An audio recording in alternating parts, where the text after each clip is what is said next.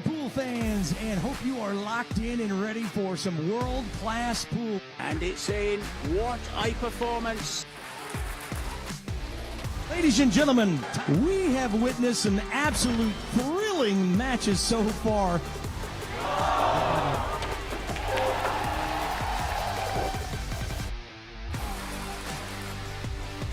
And in it goes. He is your champion. Celebration, so Victor Zelensky. Finest players in the world. Oh, he makes it. Nicely on the 10.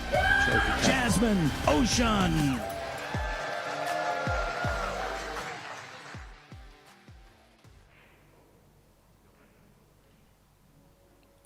And a very warm welcome, viewers and pool fans, to Pro Billiard TV and this 2026 Pro Billiard Series event. Coming to you live from deep in the Austrian Alps at the picturesque Hotel Alpina Alpendorf. And you join us for our first match on day 4. It's losers qualification in the Billard Beckmann Men's Open. And we kick off with a match that could really take off. It's the Eagle Eye, Jason Shaw, taking on the Birdman, Felix Vogel. It's a 10-ball, best of 3 sets, races to 4 winner breaks. There's no early 10s, and they're on the shot clock. And you don't need reminding, this will be for a place in the money. My name is Gethin Davis, and calling the shots, the ever-insightful Tim de Ruyter. Good morning, Tim. Yeah, good morning, Geth, and very much looking forward to see Felix compete against Jason. This young man here has won a couple events lately, has been putting the hours in with Christian Reimering from The Stroke. So I'm looking forward to good things from this young man. Yeah, fully agree. I don't believe I've seen these two match up on a TV table before on any of my sessions. But one thing that I do have noted above both the players, they are highlight shot makers and very, well, they can really turn the match on its head at any point. We don't really need to give Jason Shaw too much of an introduction. However, Felix Vogel's won the lag, and he's going to get us kicked off. And he's breaking from the side.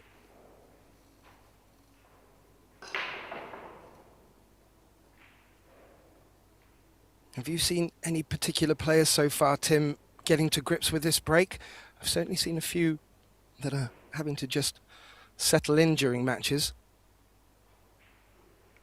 Well, the interesting thing, we've had, I think I did one match with Mark yesterday in the women's tournament, in the Carrinho Women's Open, and they were breaking the balls more square, more stroking the ball, so not so much power, and yet the balls were flying everywhere, like 2-3 balls per break. So maybe a softer break works, just like this. This wasn't a huge power break, but in some way he's made a ball and he's got shape. Yeah, and that's the biggest point, Tim.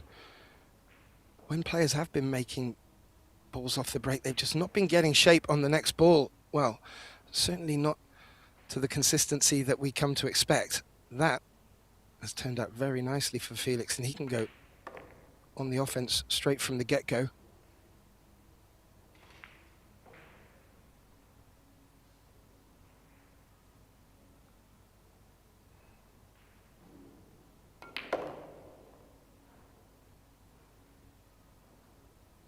I was just looking back through Felix's performance to get here. He had an absolute tough match against Tobias Bongers. That one went all the way to a shootout. And then he met a very formidable Alex Kazakis, which put him into this position.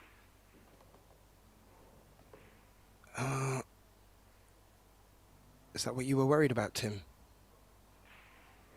Yeah, you could hear me make a sound, did you?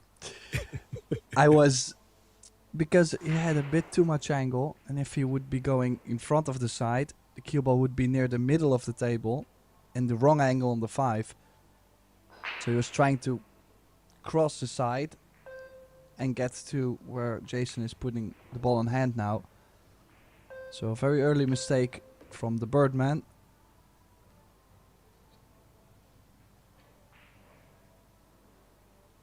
Yeah, I can't imagine we're going to see too many mistakes today, Tim. But I fully expect when a player does, this is the sort of response their opponent's going to deliver.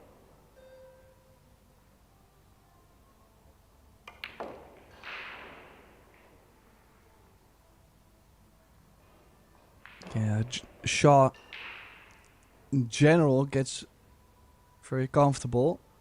Does have a lot of confidence in his cueing, so I'm not expecting him to make any early mistakes. So the biggest target actually for Felix is to start strong. But yeah, he already missed the opening chance. Question is, will he get back to the table? A lot will depend on the break. First, this 10 to open his account, Jason Shaw. Yeah, he's done that nicely, and yeah, quite right. We'll have a look at Jason's break, and maybe he may not even allow Felix back to the table. One thing I have noticed with Jason over the years that he just takes a little time at some events to get into the groove. He had a bit of a difficult opener here as well, where he lost to Chirchinsei 2-0 in his opener, but then came over to beat Nicholas Dorr, and he seems to warm into events. He's also been getting more table time teaming up with Savannah Easton in the mixed doubles open, so I can only imagine Jason's going to push on throughout the event, and Felix is going to need to really step up, and he won't want to make too many more of them mistakes, Tim.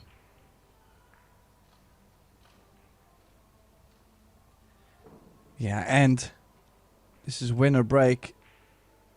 You never know what happens for Jason on the break. Before you know it, you missed one. Every mistake could be 2-3 racks gone.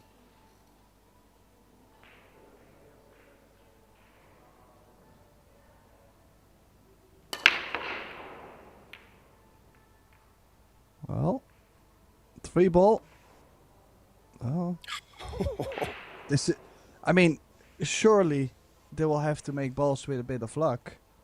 I mean, nothing is wired. We're not using any template. But then still, good break, good energy on the break, a lot of balls moving. I mean, I would say the 1 ball goes by the 5, Geth. I think it might do. Can he thread the cue ball through the 7 and the 9 for the long 2? I saw the 1 ball rolling up the table as that break was coming to a close, and I thought, is that going to finish available for the side? It is. Yeah, I like how he's left himself a little angle on the 2. Just for... well, to bring the cue ball off the rail. If you get straight, there's no options you have with the cue ball this way. I think it's more natural. You can float this in, be off the rail on the 4. Ooh, did catch a side pocket point. And he was looking at that side pocket point. Maybe he got himself a bit creeped up in the head. Maybe overthinking about it. Well, he's played it in such a way that where the ball has come back up to, Felix doesn't have a shot. It has an edge, but more likely, as he's indicating there, rail first. If he can freeze that cue ball, good things could come.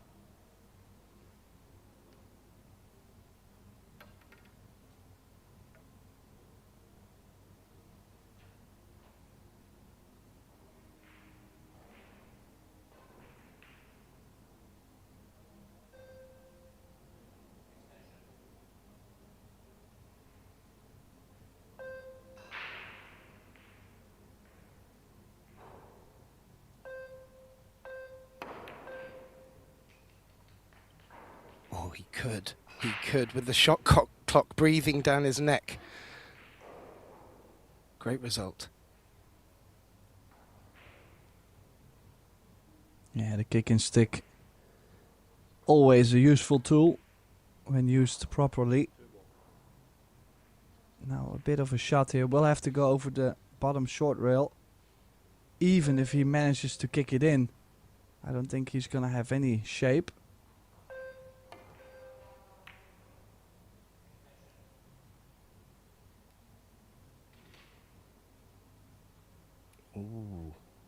Looked like it was going to get full ball cover from the 8, but it rubbed the 8, and it's just held up and leaked out an edge.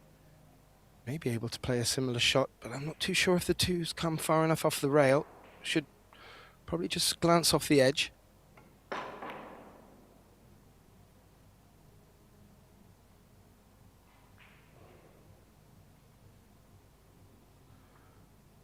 Well, that will work, Tim. Would you be brave enough to get your jump stick out for this? Yeah, it's that, or you can go 3 rails. Full contact on the 2. Cue ball could stay behind the 4.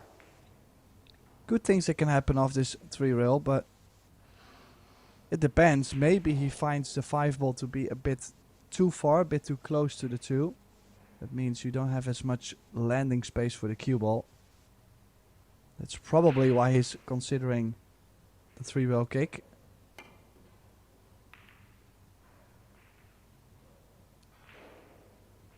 Yeah, good attempt.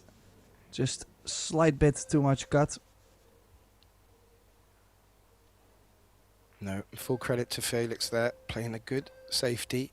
Asked a question of Jason.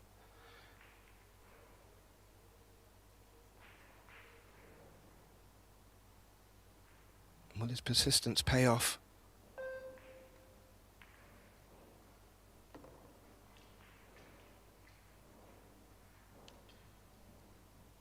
And that 6 ball is not available to the top right corner.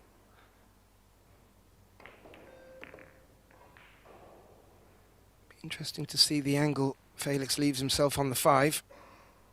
Oh, I think he's at least landed straight to where he can draw back softly for the 6. Don't think he's gonna be in trouble.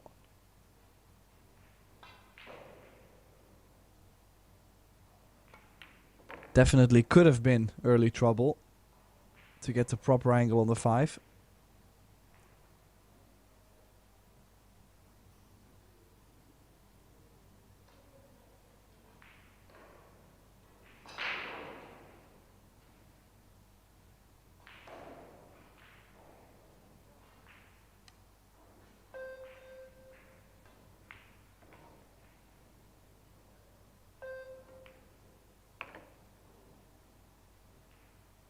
Ooh. That'll do. Still needs to be very cautious with these side pockets though, Tim.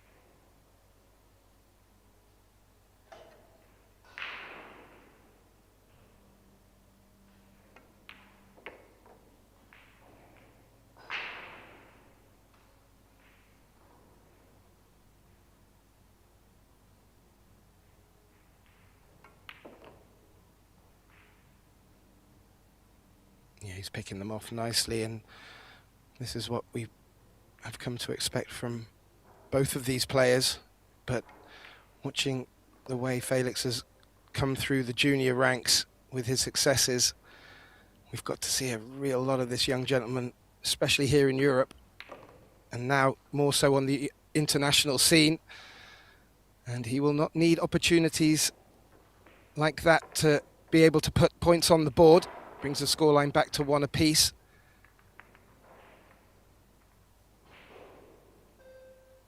However, Tim, we were treated to a little bit of exchange of safety play there. Felix getting the better of it.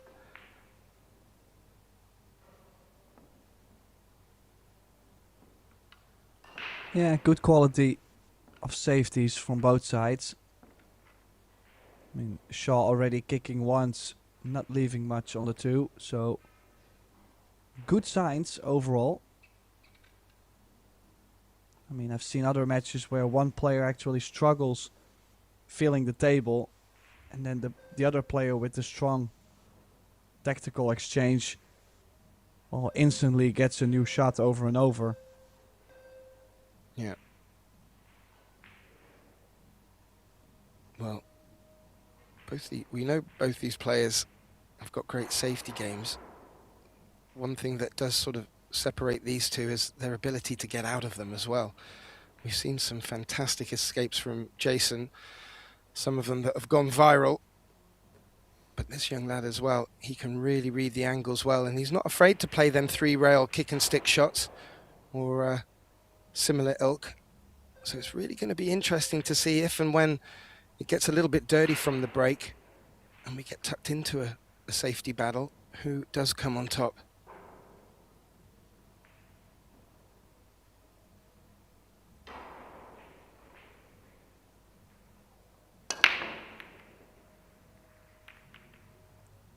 Yeah, I feel like this time he's put a bit more onto the break. Nice and square hit. Again making a ball on the break, so that's 2 out of 2. This time, fortunately, no look at the one. No, the cue ball froze just as intended, but then took a very nasty knock. I was thinking initially that there may have been a pathway through to the one, but judging by... maybe there's a rail first, but it does look like that 8's blocked off the pathway.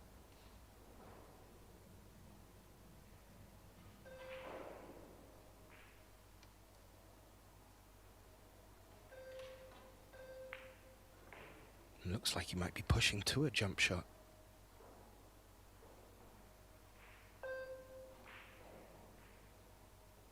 And Jason will come out of his chair and have a look at this. He does have the option to give it back to Felix, but he might take on the challenge here.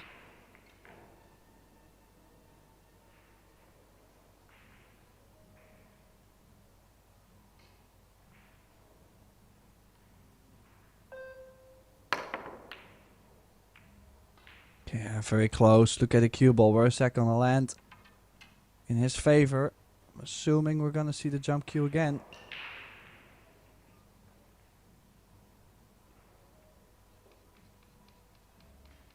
Yeah. Got over the 3 well. Just caught the 1 thick. Got away with it. Felix's turn to return to the table with his jump stick.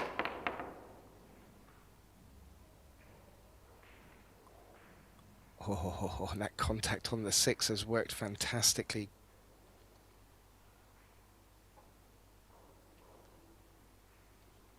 I wonder how many racks we've had in this tournament where there's been more jump shots than natural shots.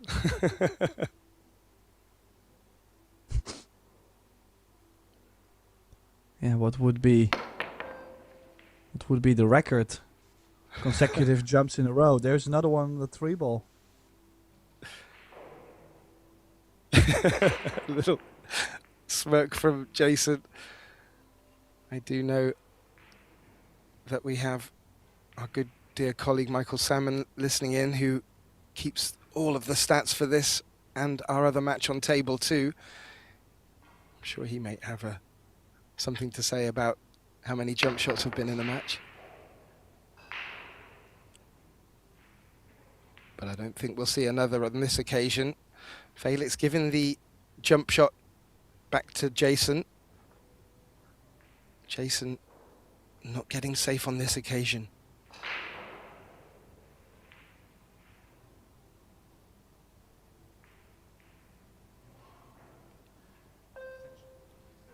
Is there a target to get behind the 9 here? Playing just thick off the left side of the 3 ball? Or is that risking a scratch?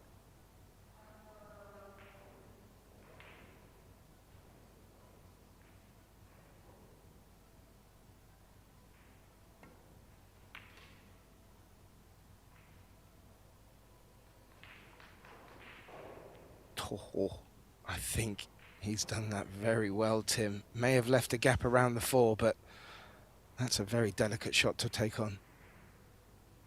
Yeah, the 1 rail definitely is on. Just gonna try probably catch the right side. Yeah, there was good things that could have happened going over this side. Sometimes it's about sending the object ball or the cue ball towards an area where you know good things could happen. Don't think that 3 ball goes, does it? I didn't think so. It did. Well, How's- and look Oh. at that little nudge of the 5. Yeah, Felix had a look at the way that cue ball was coming into contact with it, so he had a general idea of the direction the cue ball was going to trace to.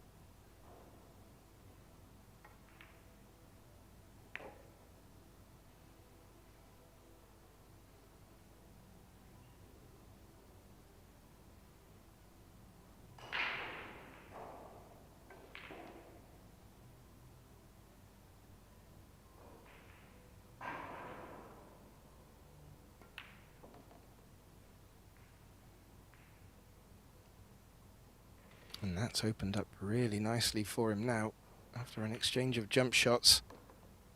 Vogel looking very good here in this third rack.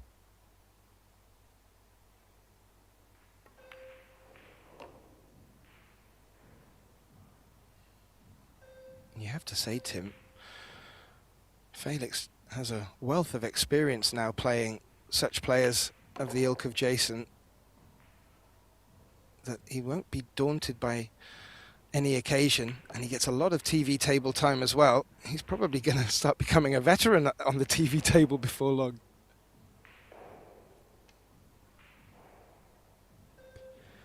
Well, he's young, shoots straight, is putting the hours in, is creating a name for himself. So, yeah, I have a feeling we're going to see this young man on the TV table a lot more.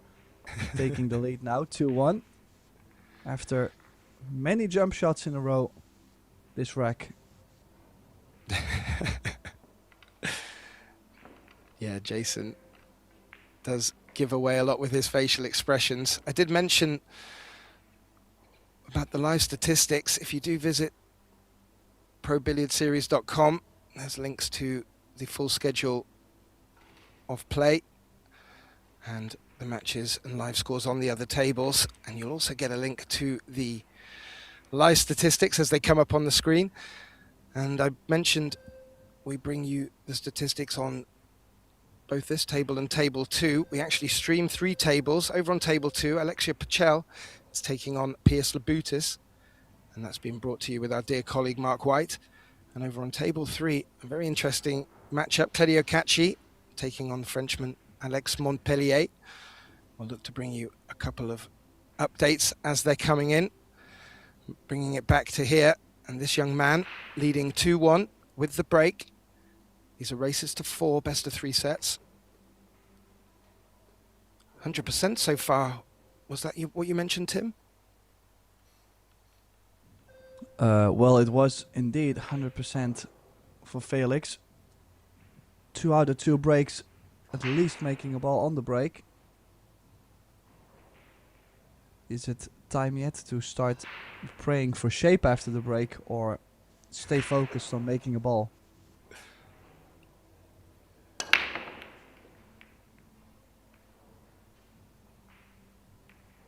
Yeah, this time not as square. You can see like an immediate change, like the rack completely reacts different from going solid into it or this much of a cut break.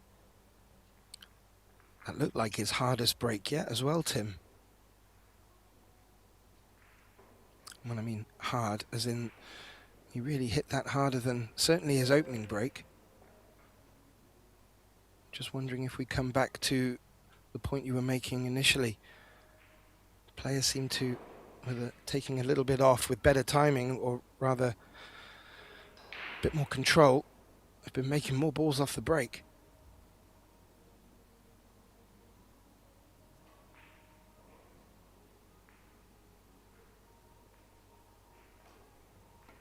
Roll first, cue ball behind the 4 and the 2.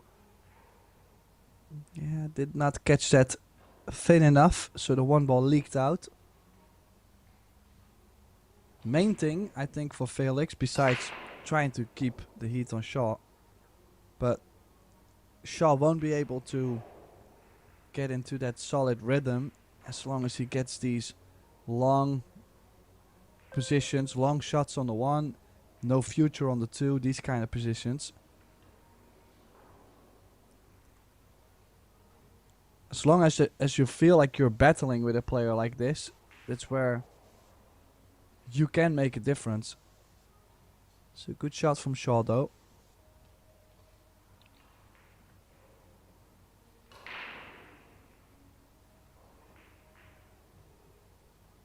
Yeah, I agree. These are the battles that you need to be besting in the safety department. So far, Felix getting the better of it. And he's looked to straighten that one cue ball up for the 1. Didn't. Made the 10 clean. That's ball in hand. So on this occasion, advantage Jason.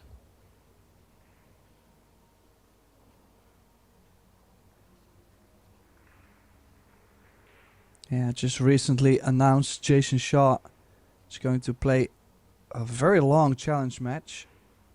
Like a race to 100, race to 120 against Duong Guoc Wang, also known as Wang Sao, in Vietnam. So, well, we've recently seen him starting to play a bit more, starting to play the Pro Billiard Series events too. I'm wondering if there is like enough reason for him to play enough and to get back into stroke, because for some time we didn't really get to see Jason play much, and I think it's definitely a character we need in the game. Yeah, I fully agree. He is one of the characters as well. I'm just wondering if he'll be over there in September, Tim. I think we have our PBS Pro Billiard Series event over in Ho Chi Minh City in Vietnam.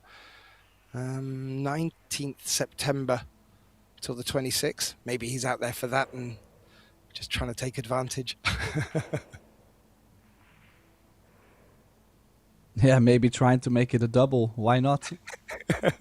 I've been to Vietnam and I've seen a lot of pool players, you know. During the day they were grinding the tournament, and at night they were playing races to 20, races to 25, you know. They were going nuts. Everybody wanted to play them. So it's a good opportunity to get in stroke. This is a good hit. Probably the best he could have done. And again, no shot on the 1 to where you can get shape on the 2. Unless you throw a bit of magic, but it's not always there. No, and there's still good traffic and options for safe. I agree. I don't think offense is on here to get shape on the 2, but here we go. The magic you were alluding to. Well, my biggest question would be, I don't think this goes to the bottom right. So safe behind the 9. At least the 2 ball will be developed. But also on this, he would have liked to be a bit closer to the 9. Maybe take away the bottom long rail.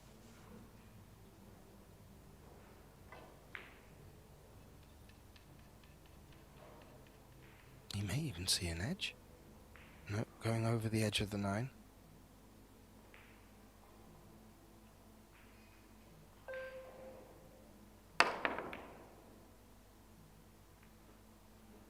Flirted with the corner pocket, Tim, but hasn't sold out at all. Not a bad result. Yeah, it's these kind of things that you have to run really good on. With these races to 4, yes, it's always a battle. Yes, you can come back or like run the whole set whenever you want. So that makes it exciting. But a couple of those bad rolls, like for example scratching off the jump and maybe missing 1 kick, could also just give your opponent the set. So you have to run good too. You need that little bit, well, it's not necessarily luck, but you need a bit of a run of the balls.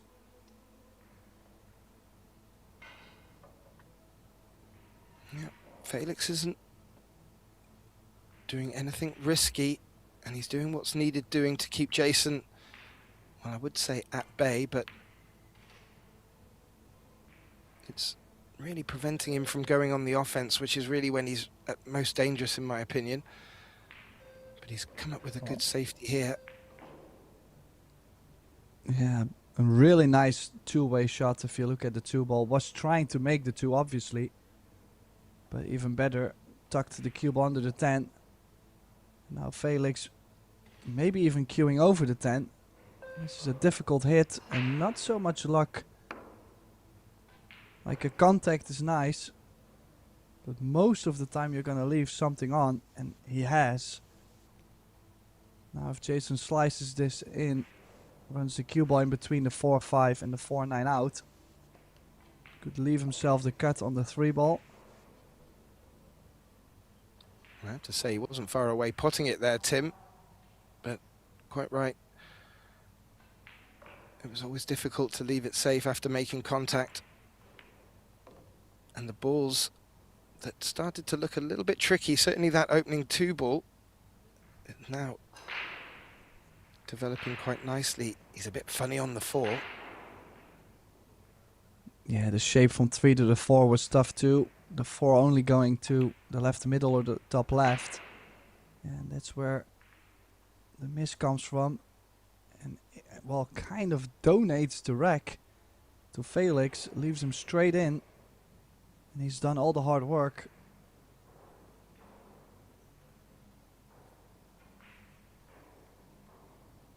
Yeah, could be him trying to still be able to draw into the long rail and back out.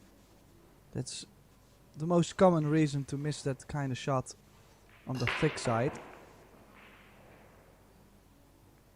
I think that indicates from Felix the 6 passes the 10, Tim. That makes this position shot that bit easier. And yet, somewhat of a gift from Jason. And this would put the young German on the hill in our opening set.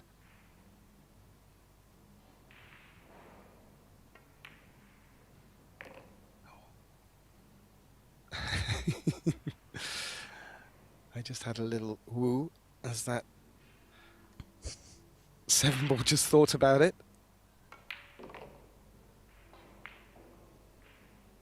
Oh, he is on the wrong side of the 9, but still, he's gonna run the cue ball. Well, he could even hold it, but sometimes I like to let the stroke out on those. Just go 3 rails. But this is to get on the hill first for Felix Vogel. Shaw into some early trouble here, especially missing the 4. That was a very costly one. Yeah. Is it gonna cost him the set? Well, we will find out, and with winner breaks, Felix will get the opportunity to have a say in it. And as you mentioned, set, there are already a couple of first set results in. Georgiev has taken the opening set against a very much informed Moritz Neuhausen, and Konrad Jashishin is 1 set up over Johann Damianov. I'm just having a look to see if there are any others. Oh yes, one more. Matthias Snegocki has taken the opening set against George Antonakis, sorry.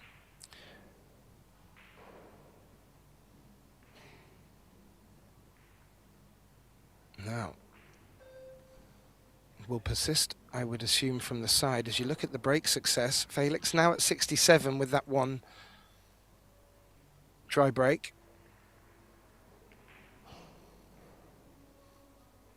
Yeah, means 2 out of 3 have been successful, so I would say the odds still in his favor.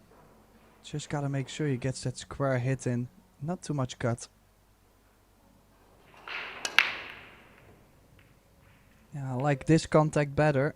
At least gives him a better chance, but another dry break. I might have cheered too early, too much cheer. It looks a little bit gnarly to get from the 1 to 2 here. I'm not sure if Jason will take this on. If he fancies freezing the cue ball up behind the 9, perhaps. Again, there could be that magic.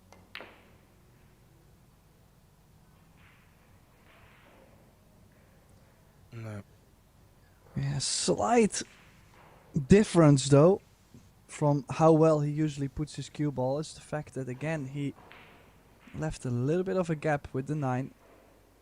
And it at least gives Felix a chance to go one rail over the right long rail. So I was listening to a couple of the post-match interviews. Yeah. As sorry, Felix, go ahead. Yeah, no, as Felix misses the escape there and gives ball in hand, and a couple of the players were just mentioning the humidity, as the temperature is very much rising in the Austrian Alps. I'm just wondering if the table has changed since day one, and maybe Jason's just not getting the reaction off the cue ball that he's been getting so far. Well, I just want to add only for Felix is he could have taken the intentional foul, pushing the 8 and the 3 ball together instead of going for the kick. As you could see, his option was to go 3, maybe 4 rails into the 2. So maybe better to play to lock them up. Now Jason didn't fancy playing shape on the 3 ball. And again, no good result and safe behind the 8 coming. 1 rail. He's going to draw into the short rail. No. Ooh. And he's left it over the side. He's done all the hard work again. We'll have to get this trend out of the way. It's kind of the story of the match so far. Yep, I agree. Aside of one small mishap from Felix in the opening rack where he scratched off a positional shot, it really has been the story of the match so far. And will it be the story of this opening set? He has to be particular for the 4. He wanted to come around through the gap to play the 4 in the bottom left pocket, and that's just run out of pace a little.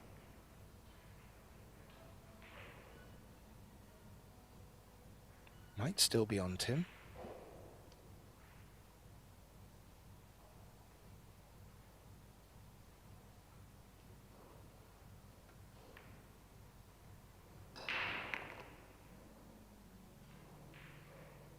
Yeah, it was. And now has called the combination on the 7. The 5 and the cue ball seem to be tracking in opposite directions, Tim. Yeah, a bit of cut on the 7. Yeah, nice and clean though. That might have been key shot. Not expecting him to get very close to the left middle on this 5 ball.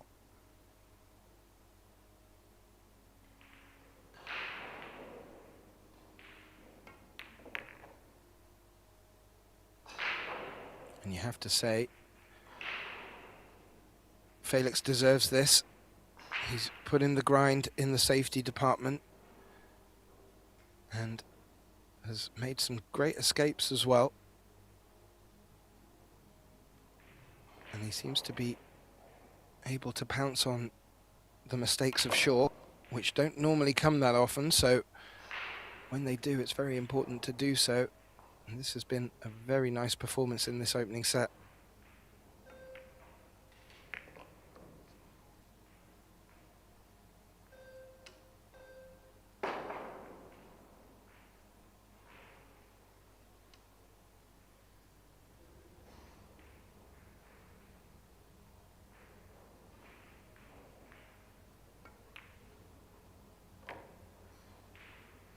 And there we have it. The young German, Felix Vogel, takes the opening set in quite convincing style. 4 racks to 1. The referee will give our players the option to take a break, as we just have a little wrap-up of the shots. And Tim, I have to say, when we have this moment, it's really just going to be the unforced errors from Jason that need to be taken away, and we could really be in for a close encounter. Otherwise, I've got a feeling Felix is going to run away with this. Well, we have not seen a shootout yet on this table. So, I mean, you would still have to think Shaw will get going eventually. This is the schedule for today. Big schedule, as you can see, table 3. Eklund Kachi against Alex Montpellier, good match. Next round will be in the Carrinho's Women's Open. Christina Grim and Shasha Lu will be next on this table. We actually have the next 2 rounds in the Women's Open, so we still have plenty more action. We still have a lot more matches after that too. So make sure to stay tuned at Pro Billiard TV.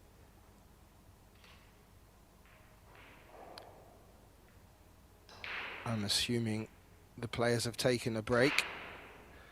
And while they do so, my colleague Tim Dedauter, myself, Gethin Davis, will just take a quick pause, refresh our glasses, and we'll be back with you very, very shortly for the start of the second set matchup between Jason Shaw and Felix Vogel. We'll be back with you very shortly.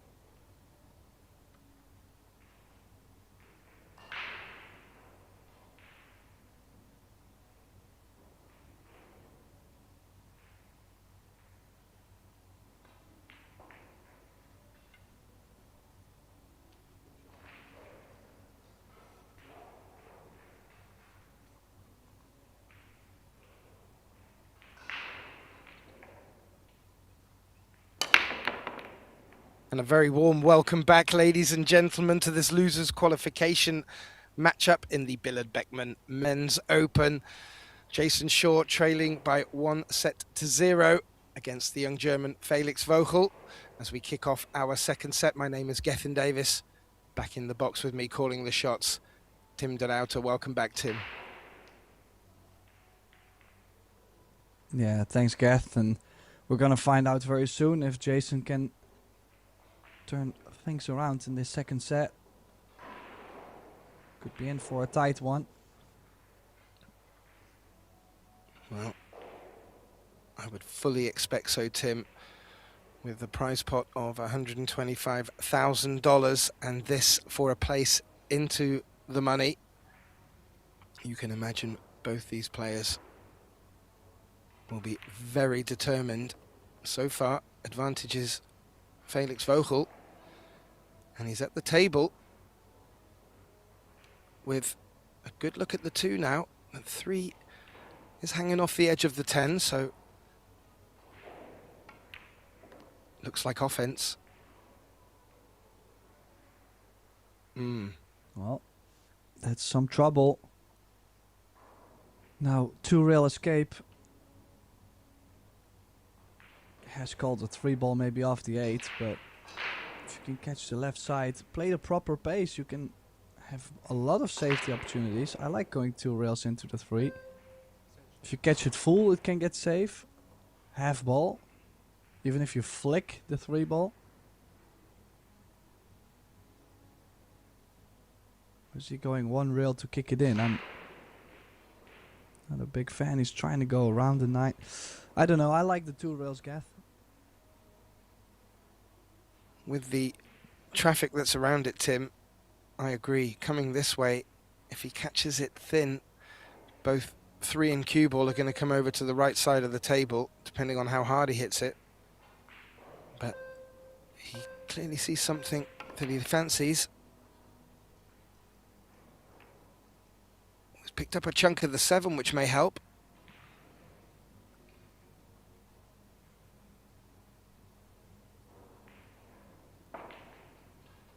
Well, that cluster's still down there, meaning the 5 is a little bit awkward.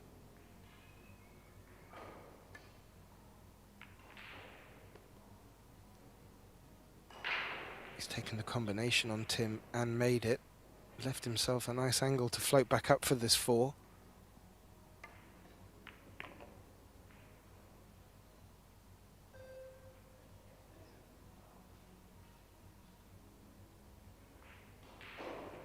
Yeah, would have liked to have been high on the 4. Now has to put a bit of work in with the cue ball, purely because the 5 doesn't have the bottom left pocket available. He may choose to take the 5-8 combination on.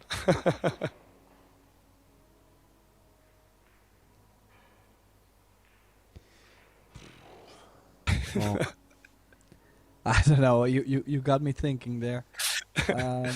Still, I'm only on my first coffee. Well, I like the option he's played here. It just has to... Oh. Never mind.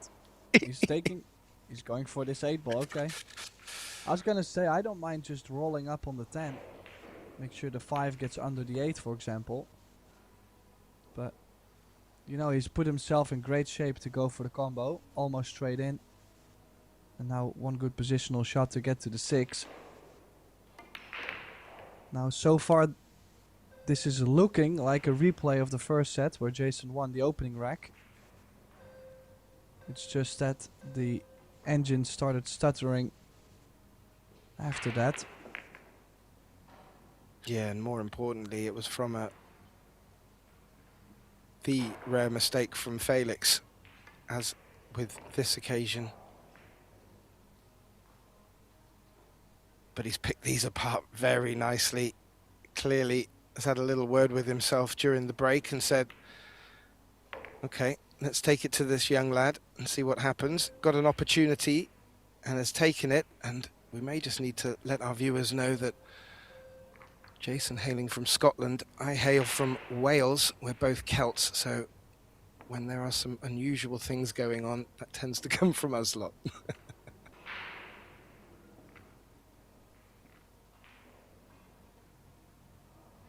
But I only really said the 5-8 as a bit of a... It could be his only option sort of call. I didn't actually expect he was going to go for it, Tim. Well, the challenge most of the time, it's not that combination. It's mainly getting straight on it. Like, he was straight on the 4 and he was really working to place himself in a good position to be able to just play a straight stop shot. If you leave a little bit of an angle, now that ball is suddenly twice as tough.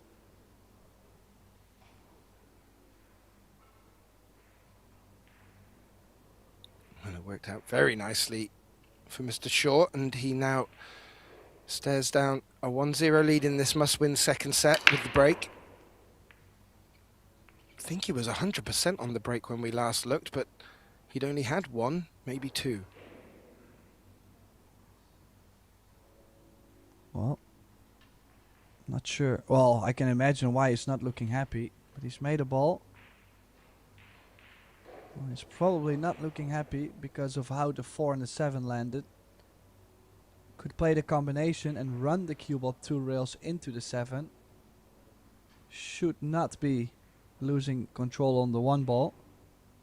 Should stay over that top left corner, and he can actually develop things a little bit. I don't mind that play. It's that or playing the 3 off the 4 into the middle. But then, well, obviously you're playing the 3 ball in.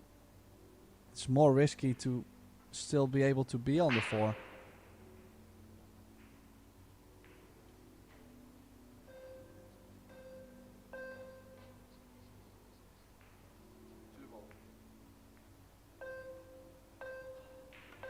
I think he called the 2. He's playing the carom onto it.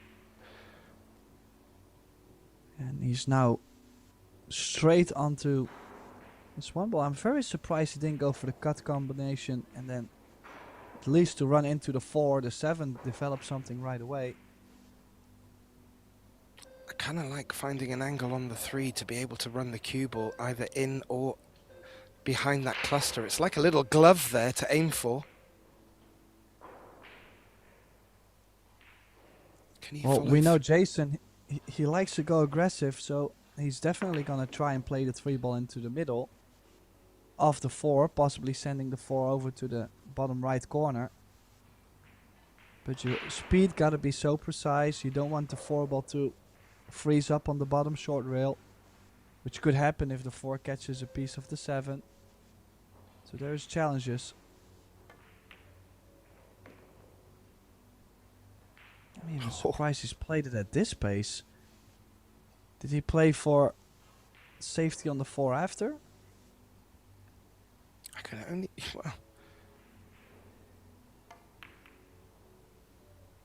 Well, we may never know, Tim, but what he has done is come up with a pretty decent safe. Again, as you pointed out, untraditionally, not locking that cue ball up against an object ball, and a man with Felix's caliber gives him more options.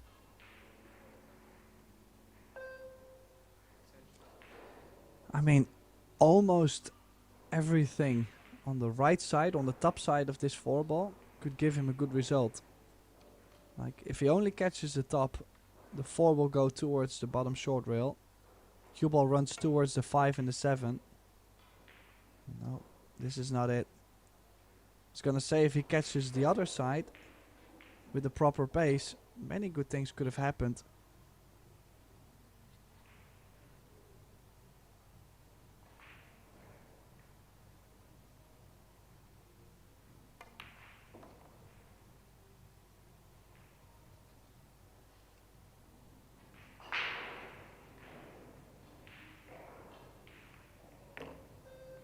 Well, this is what Jason needs. He needs to take us to a 3rd deciding set to keep his tournament life alive. He's a bit straight on the 7, or is he still high?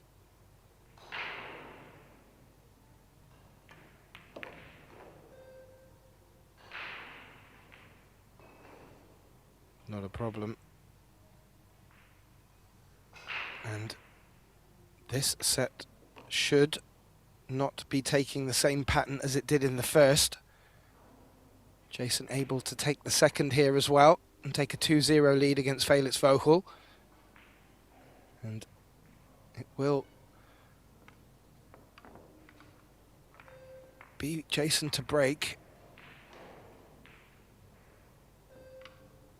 Had a pretty decent break on the last effort.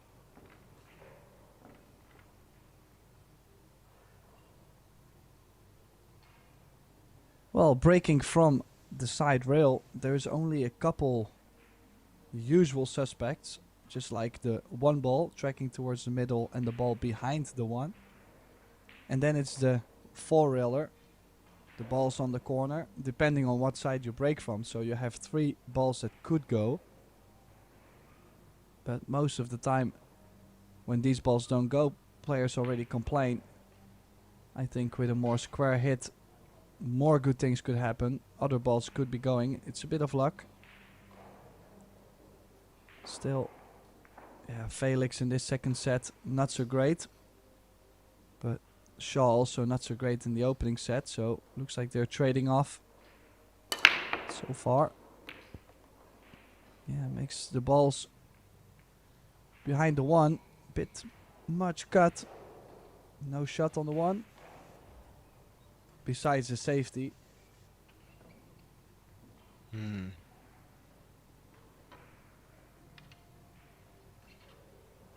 Yeah, and that 7-6 is locked up as well.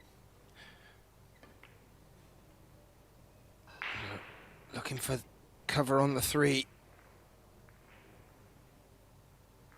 Not bad at all.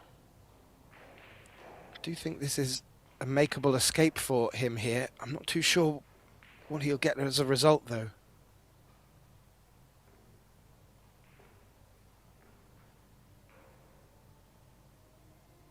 Yeah, this time he's tying up the 3 and the 2. I kind of feel like he should have done that earlier, and this time he could have kicked 2 rails at the 1. But oh yeah, Jason should play for 3 foul. Could also send the 1 ball 3 rails down table near the 2 and the 3, and the cue ball frozen on the 9 or the 8. That would be the aggressive one, because you're moving the 1 near the 2 and the 3 ball.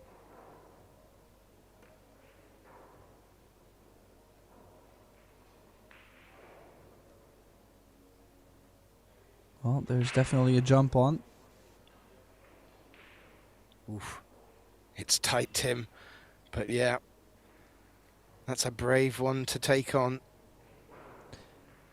Well, it's more of, it doesn't go into the top right, but make a contact and just don't give another ball in hand.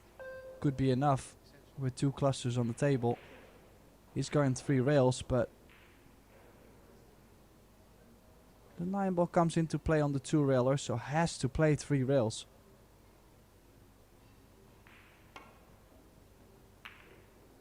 Yeah, 2 rails didn't play well. That's the second foul. He has got the 1 ball out of that predicament, though. So, be interesting to see the option Jason takes with regards to where he wants to play this safety. But yeah, quite rightly, he's going to go for the 3rd foul here. Look at the 2-3 and the 6-7. Well, it's still interesting. It could roll up on the 6-7, bring the 1 ball to the bottom short rail. Could also pocket the 1. Play the 2 ball around the angles or soft behind the 3, but nothing very obvious.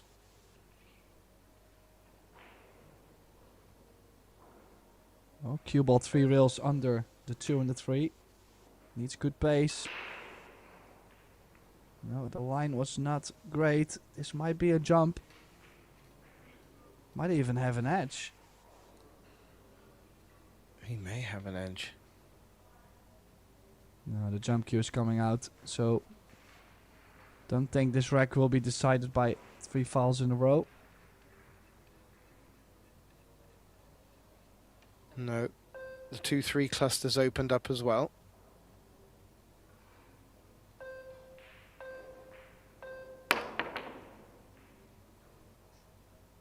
Oh, that's unfortunate. Well, the 1 ball may have come back down this side of the table anyway, but catching the centre pocket jaw has tracked it back down at the end of the table where the cue ball is. Well, the good news for Jason. Oh, I'm not sure with this angle. I was going to say he does have the 2. could play low left spin into the 6 ball and guaranteed be on the 3 ball.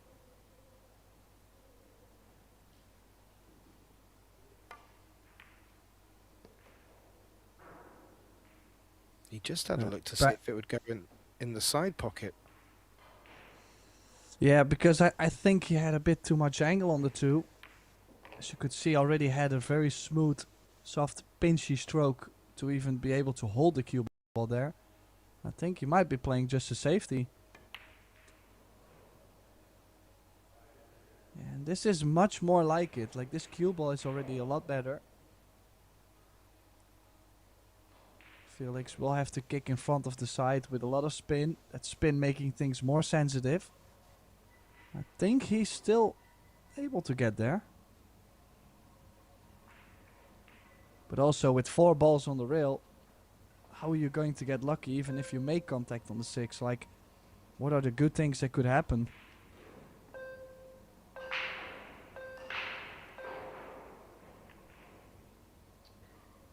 You're always going to leave it wide in the open, and in the open he has left it. Shaw now with the opportunity to get himself on the hill, and that would mean a deciding set. And one step closer maybe to a shootout. The one I haven't seen yet this week. No, they are absolutely thrilling though, Tim. For the players, daunting, but they both know when they're out there, they have a chance at winning. And it's a good spectacle for us.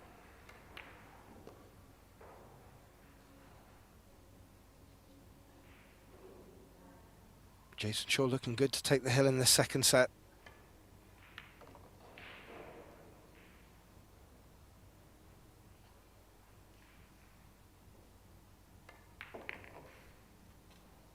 And does that indeed. And we'll have the break. Have a quick look around at other tables. We do have a couple of results coming in already in the losers qualification matchup. The Polish player Konrad Jashishin has beaten Johann Damianov 2-0 in straight sets. Mustafa Alnar of Turkey has taken out Christian Merva 2-0 in straight sets. And one other result already in. Kledio Kaci of Albania has beaten the Frenchman Alex Montpellier 2-0 in straight sets. And we'll bring up the statistics and have a look at Jason's break so far in the second set. 67%. But yes, it would you as expect from the scoreline, has been dominating in the statistics department for this set. Overall, they're starting to even themselves out a little bit more.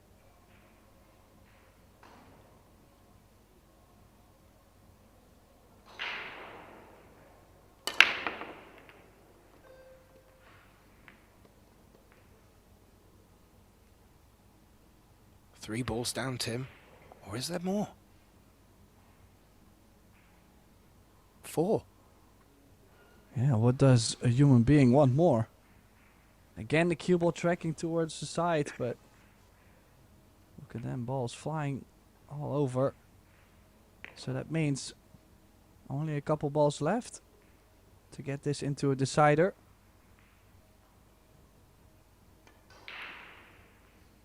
Ooh. Did catch that a little thicker. Could have stayed up. I mean, at times, depending on the pace, it does, yes or no.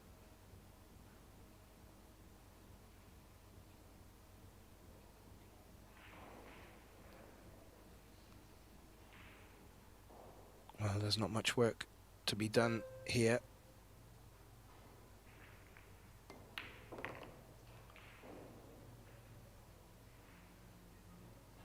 Not a bad position to find yourself in to take the second set in this best of 3 sets. Will take us through to a decider.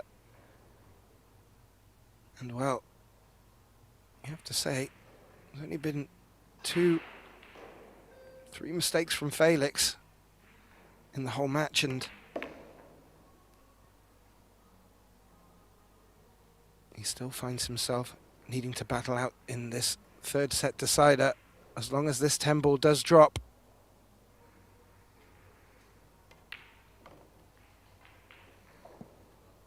That was a pretty quick one, wasn't it, Tim? Yeah, when making 4 balls on the break, no doubt it's going to be a quick one. So that means we're going to run into third and deciding set. I think it's actually difficult to predict a winner in this match, because I think we've had 2 very equal sets so far. Set 1, Jason, couple more mistakes. Then set 2, I feel like Felix with a couple mistakes. So it's 1 race to 4 to decide who is running into the last 32 single elimination. And don't forget, if we go 3 each, we do have a shootout. We do indeed. And, well, we'll see how important the break turns out to be. I do believe it will be Felix to break.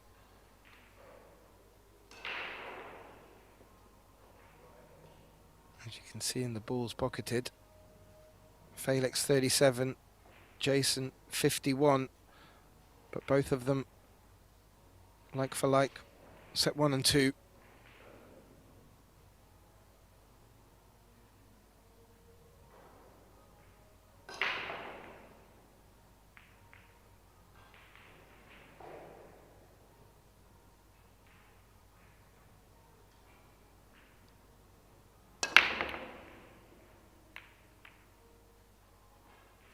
You just see whenever they start putting more into the break, the accuracy goes less.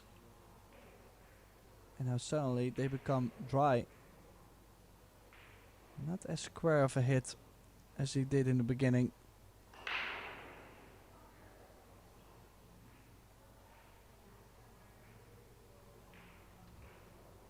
Well, it's not really left Jason with much though.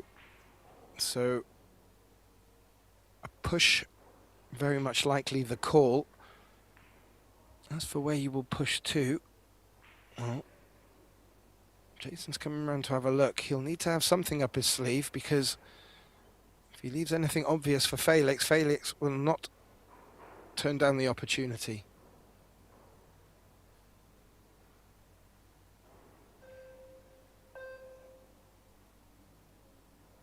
Is this a time for locking up 2 balls, Tim? Especially with the fact you can use the push to do it. There is always the threat, if you deliberately foul, that you're going to be pushed into a 3 foul situation. At least with calling the push, you can do it without taking a foul.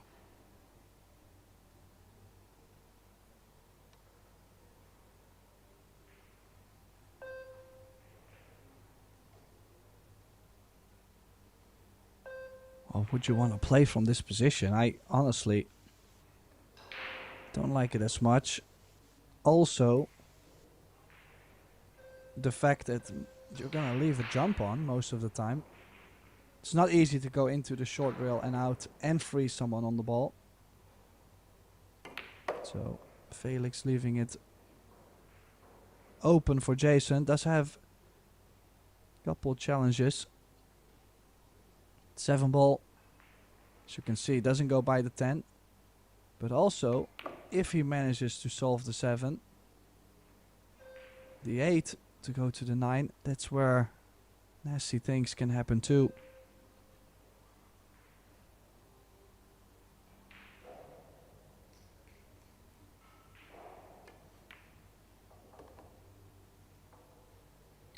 Well, if Jason can keep the momentum flowing, you'd have to start putting him down as the favourite, but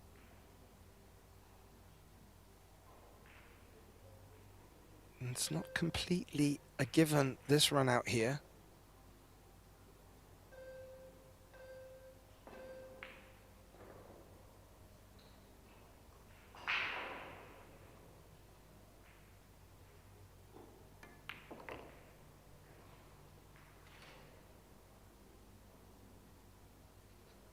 has left the angle to come across onto the left long rail.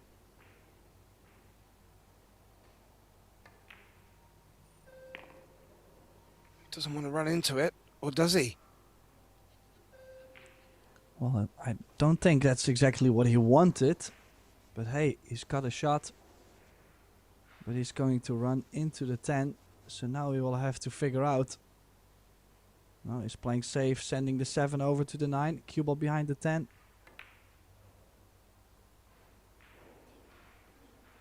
Oh, both off by quite a bit. And trust me, I'm really not saying this because I would want things to go wrong, but the cue ball is on the other side of the 10. The 7 never even got close to the top short rail. Now, I'm not saying he's left Felix an easy shot, Gath. No, not at all. This one looks as straight as a die. So even wanting position means you're going to have to dig down on this high level of difficulty shot for the young German here. Oh. Well, you know, you just jack up the cue and spear it in and act like it was a hanger, you know? Just fantastic shot there. Nice shot on the 7, and he needs this one too. You know, like he kind of lost the momentum losing 4 on the spin in the previous set. As I said, needs a good bump on this 9, maybe a bit pacey. No, perfect. Played a good shot there, easily. Could have easily lost control on either the cue ball or the 9. Now this set, of course, comes with a lot more nerves than the opening set he won. No, and I these like matches, they are massive for someone his age, don't forget. It's very easy to forget how young he is. It doesn't seem that long ago we saw him picking up a championship on his 18th birthday. It was only last year.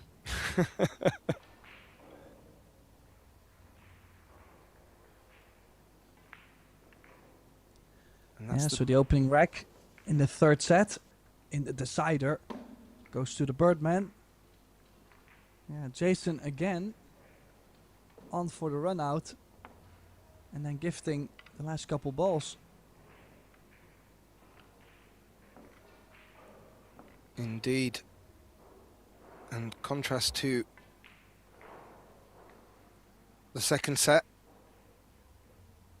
And well, they didn't have a break in between second and third, so they wouldn't have had a word with themselves. And as you pointed out, I don't think that neither did. They're both playing top stuff. It's really, I think, when it came down to a few of the safety battles, who got the best of them. But now they seem to be settling into their break. Good break success. Over 50%.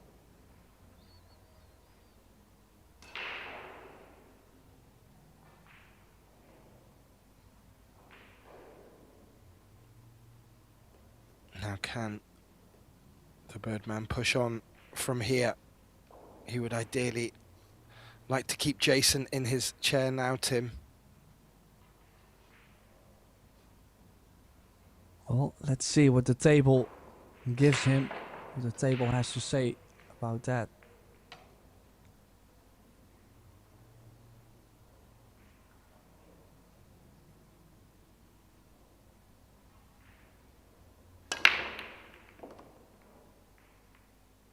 Well, 3 ball flying in. The 1 ball staying over the side. This is a run out opportunity. Agreed. Great spread of the balls. No real immediate problems to threaten him, and a look on his opener, the 1 ball. Well, there's always challenges. We'll have to go. Well, this is maybe a bit thinner than I thought it was.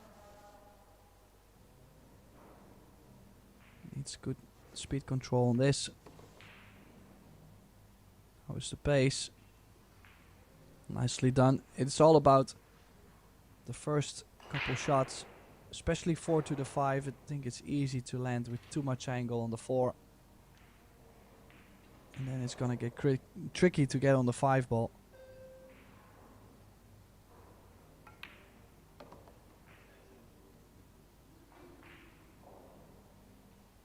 Oh. Might have to come underneath it.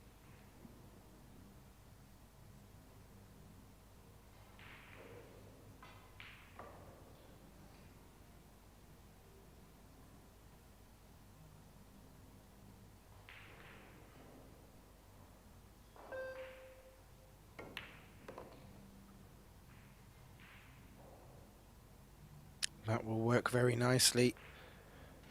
Has the angle to come back out centre table as he dresses his cue centre table just to show us.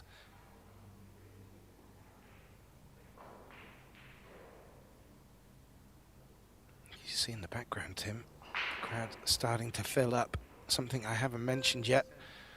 It is free to come and watch here at the Alpina Alpendorf Hotel. If you're nearby in the Austrian Alps, taking a nice walk and want to catch some pool, please do visit. This is a big shot for the young man here.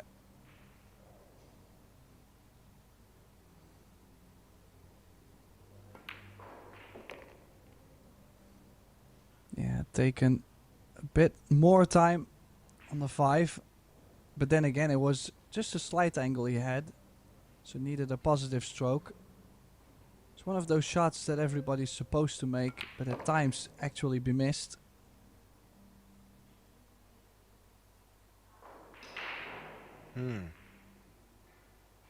He does have a bit of an angle.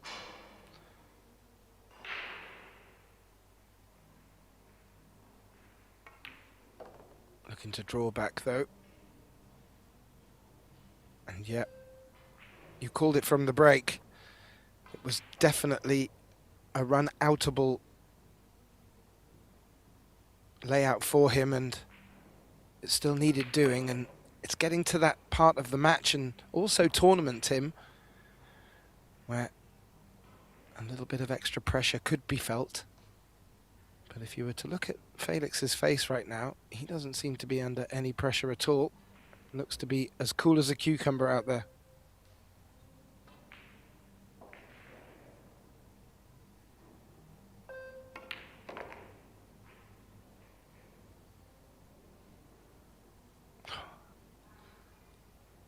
Nice view of the cue ball, running past the 10 ball with a nice gap, and that is a point on the board. Brings his total to 2 in this second set, and Jason sat in his chair for that one, and that's exactly what Felix will have wanted, Tim.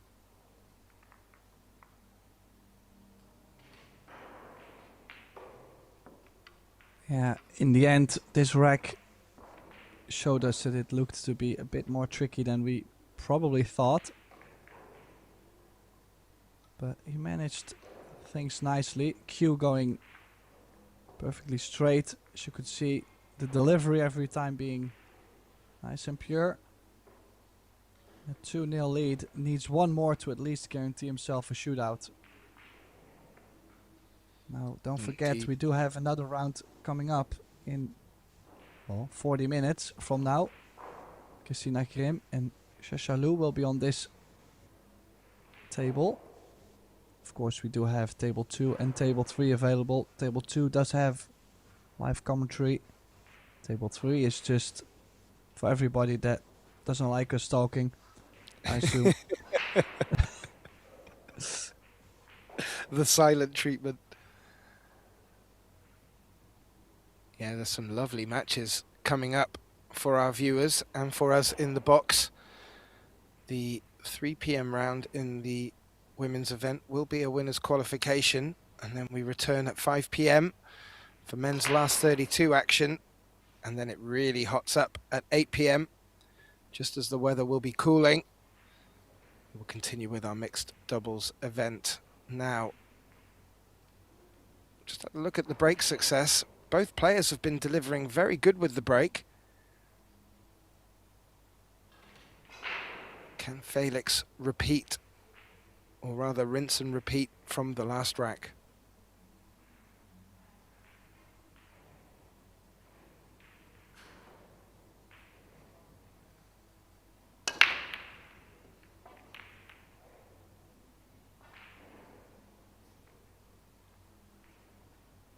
Well, good spread. This time, more square hit.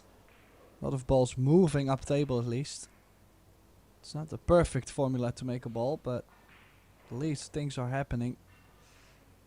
So now after some time in the chair, will Jason be able to run this out? This is a tricky one. 2-ball doesn't go by the 10, I believe. If it does, at least the 1, 2 and the 3 should be okay. 4-10 combination, a bit off angle. And then the 8 and the 9.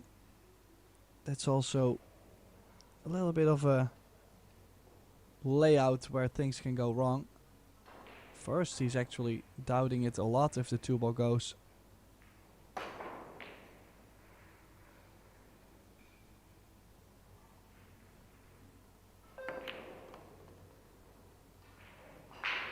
Oh, that will work nicely.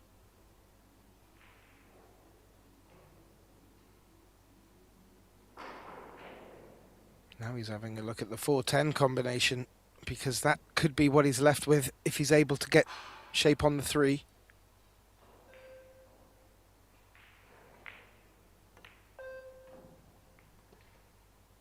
That's not shape on the 3, or is it shape on the 3? Oh, fine margins. Well, he has put himself now longer on this 4-10, and it's a little bit off angle. So that means also he will have to kill the cue ball and the 4.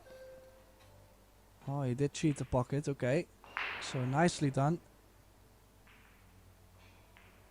Did really wipe its feet there to make sure the 4 and the cue ball wouldn't move too much.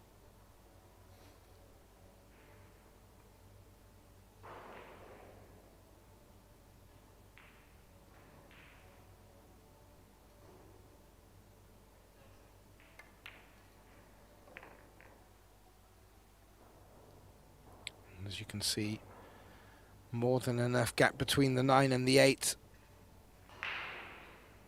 But he will need to come back across the table for the 9, likely in the same pocket.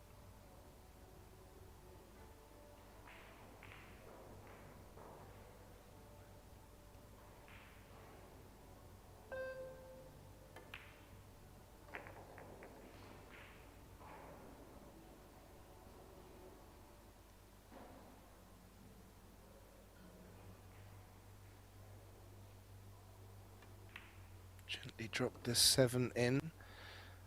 Maybe the only potential hiccup left.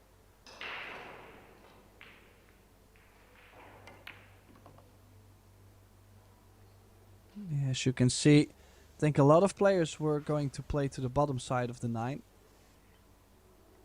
But as I said, the 8 and the 9 laying a bit funny. The 10 could come into play too. This down the rail. And again, he's got that a little bit thicker. Remember the shot he missed earlier on, catching the side pocket point. But an important one for the Brit. Taking his first rack on the board in this decider. Looking to make this all square at 2 each in the decider.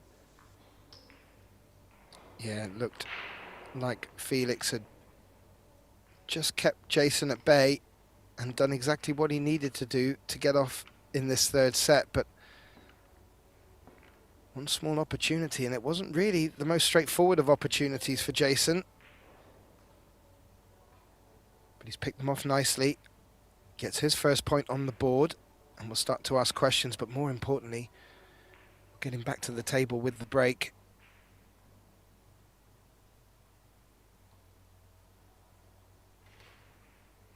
First prize in this Billard Beckmann Men's Open, $37,500 for first, $17,500 for second, and just for winning this match here, will get you into the last 32, which is guaranteed $1,095. So big difference between winning and losing here on the table today.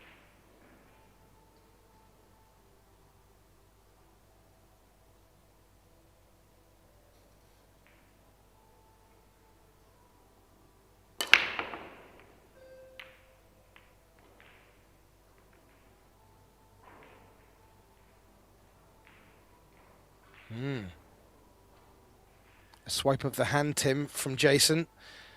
Not going his way on this occasion. And depending on where that 3 has landed, the 1 should be available, and it is, to the corner pocket. What can Felix do here? Oh, he's got a nice angle to move over for the 2 in the corner. Oh, already a bit more. I was gonna say, maybe would like to have an angle going to the right long rail. Stay away from any contact on the 4. But he cheated it nicely. Now needs to make sure he leaves himself angle on the 4 to drop in between the 5 and the 9. Or the 8 and the 5, of course. Same positional area.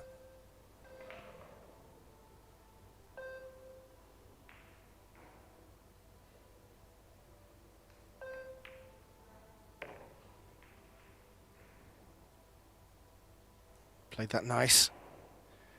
Can float down underneath the 5 as he's just addressed with the tip of his cue.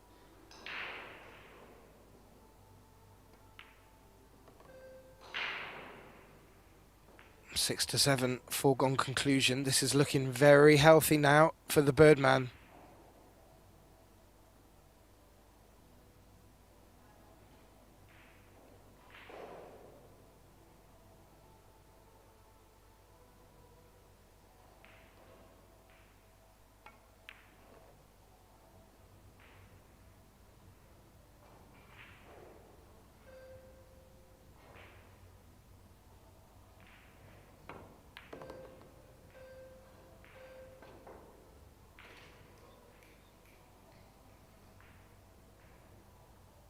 Still brimming with that confidence, Tim. Not daunted by the prospect facing him. This clearance here would put him on the hill and prime position to take this match without letting it slip into a shootout scenario.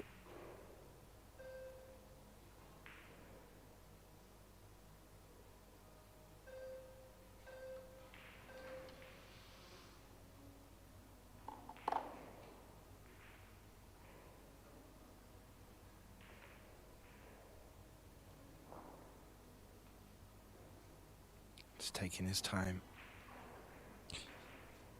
Yeah, it's actually funny. We mentioned this. Of course, he's going to secure a shootout at least. But, you know, for some players, I think that actually makes them more worried. They should not be thinking about this.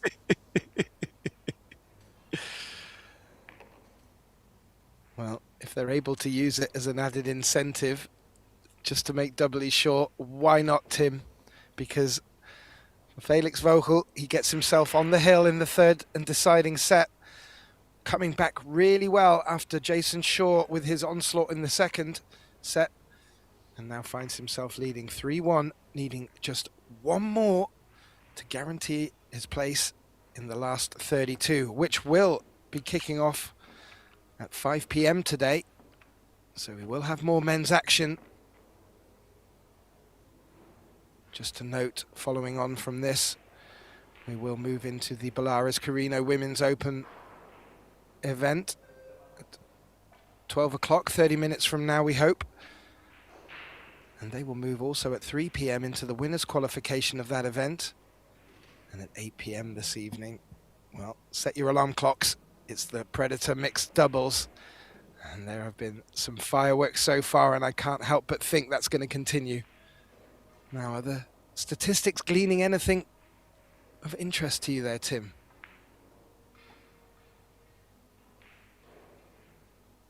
Jason's safety efficiency appears to be top-notch.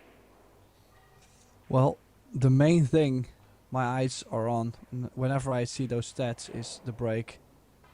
Because it's just such a huge part of the game.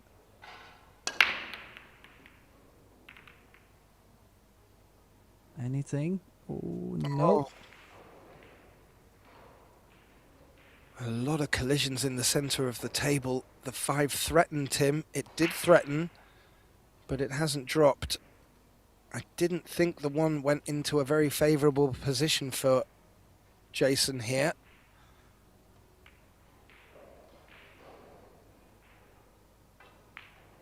Safety the order of the day, and better cue ball, you have to say.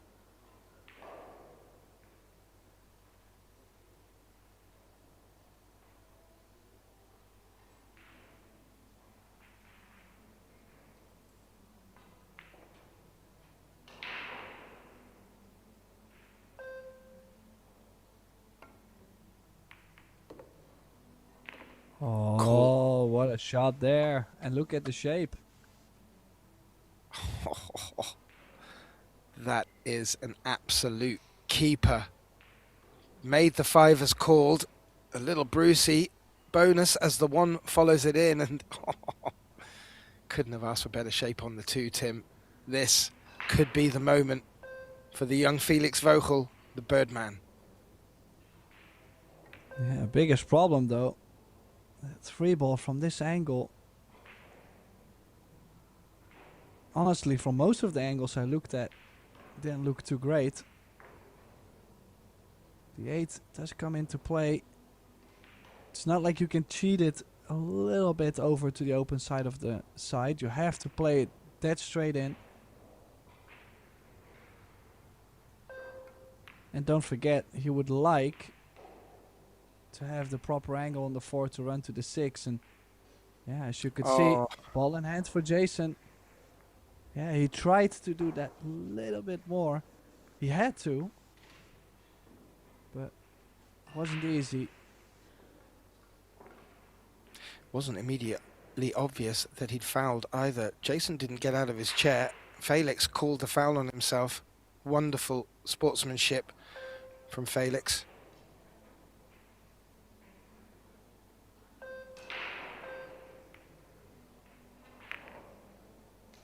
That's what we've come to expect from all of our players on the circuit here. And now, what an opportunity for Jason.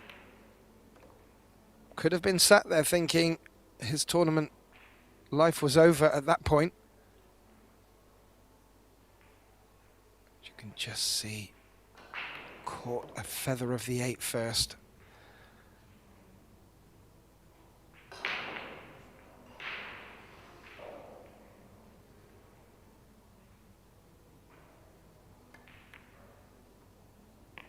This 9 and 10, Tim, and there's still life in this match yet. I was daring to say that you may have mentioned the S word far too soon, but quite rightly, these players have it in their arsenal to take us all the way. I am never wrong. And Jason Shaw in this case is not wrong either. Indeed, pulling 1 back. And as I mentioned about the stats, it's really all about the break. 1 good break right now could put us into a shootout. As you can see the schedule, don't forget we do have plenty more action. We still have 4 more days in this PBS tour stop. And, I mean, we'll have a day break afterwards. We do have the Euro Tour coming up on Pro Billiard TV. The Euro Tour Austrian Open. So, enough pool this coming 9 days for everybody to enjoy. So, make sure to subscribe, make sure to put your notifications on, to stay tuned on all our socials, and don't miss out on fantastic action. Yeah, we are spoiled, Tim. Absolutely spoiled. And as you see in the break stats, 67% success for Jason, 38% now for Felix Vogel. But the players have been finding it quite hard getting to grips with this break, or so we've seen so far. I have to say they're both good stats for both players there.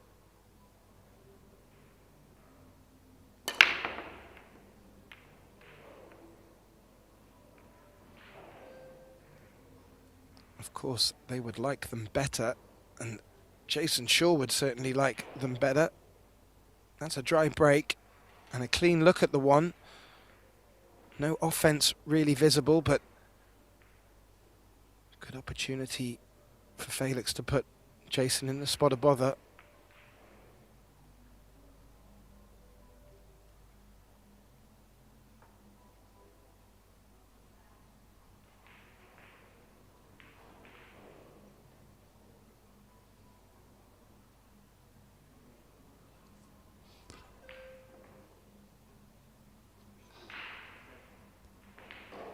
Yeah, still, with or without the ball in hand, this rack is going to be tricky if you look at how the 4 ball is clustered up.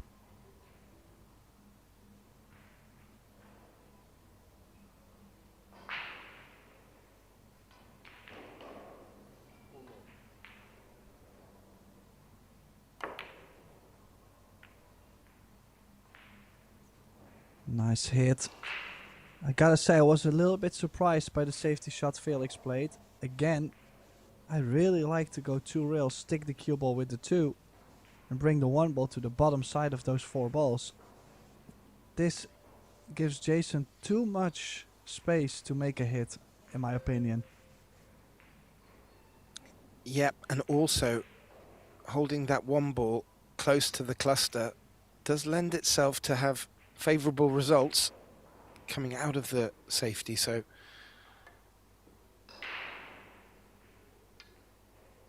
well, he's got rewarded, but look where that 1 ball's finished up. Maybe it's 3 foul time.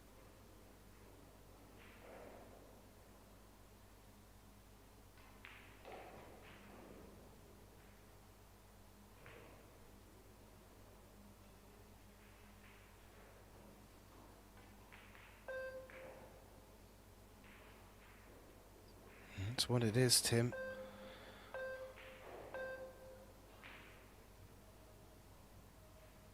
We do know how good Jason is at getting out of these positions, but that is a tough spot. The 2 railer seems the only obvious one. Maybe, depending where that blue 2 is, the 3 railer. Yeah, I feel like the 3 rail or the 2 does come very, very close. Not saying it's not there, but I probably would go 2. No, he was able to go 3. But another foul. Look at this. Felix now with a stop shot.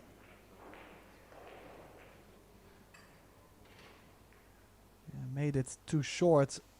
Never really expected him to make that too short. Looked like the 2 was gonna come into play to get too short. And now, if you give the 8, play the cue ball softly into the 8. So it sticks with the 4, it pushes the 8. Yeah, just like this. Oh, doesn't want to put the 1 over the corner. Oh, this is still possible for a hit. But if Jason fails to make a contact or scratches, this match is over. Jason Shaw will be out, so quite some pressure behind this shot. And he will have to decide very soon.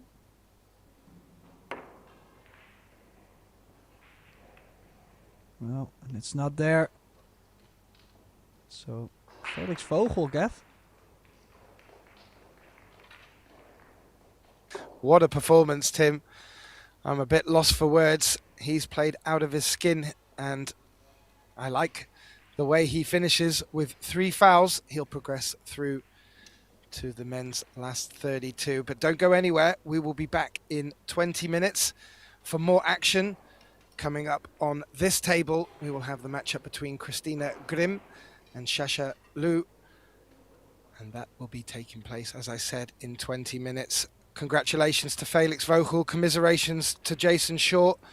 My name's Gethin Davis. Extending a big thank you to my colleague Tim DeLauter. We'll both be back with you for more action here on Table 1. Don't go anywhere.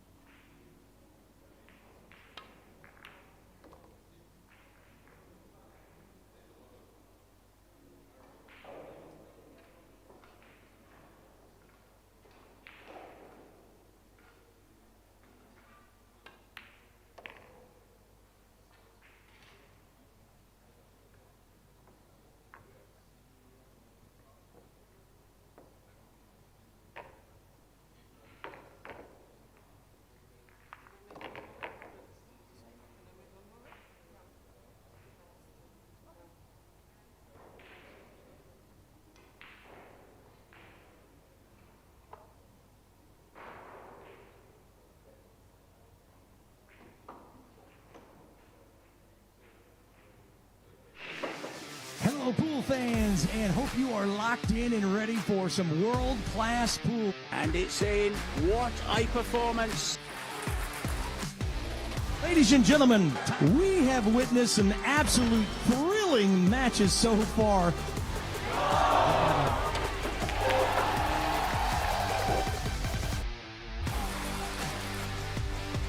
And in it goes. He is your champion.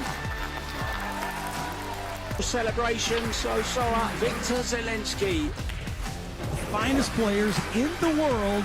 Oh, he makes it. Nicely on the 10. Jasmine Ocean.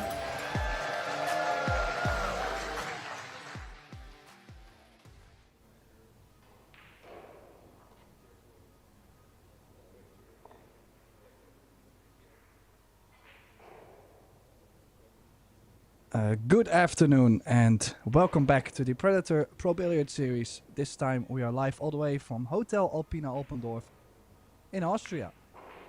This is the Carrinho Women's Open, and our next match for today is between Kristina Grimm from Slovakia. She'll be taking on one of the world's best, Sasha Liu. We're playing 10 ball, best out of 3 sets, races to 4. And in the commentary box we have Gethin Davies and myself, Tim de Ruiter. Welcome back, Geth. Yeah, thank you, Tim, and welcome back, viewers. This should be a very interesting game. I think on paper we would have Sasha Liu as favourite. She certainly had more table time with her efforts in the mixed doubles as well. But the Slovakian lady is no slouch around the table. I didn't catch well, who on the... Sorry. A lot of people are familiar with Kiki or Kristina, as she also has been residing for quite some time in Germany. So she's played a lot of tournaments in Germany. She's won quite some events in Germany. So yeah, most of the people might not even know that she is originally Slovakian. She's won the lag and will get us kicked off in our opening set.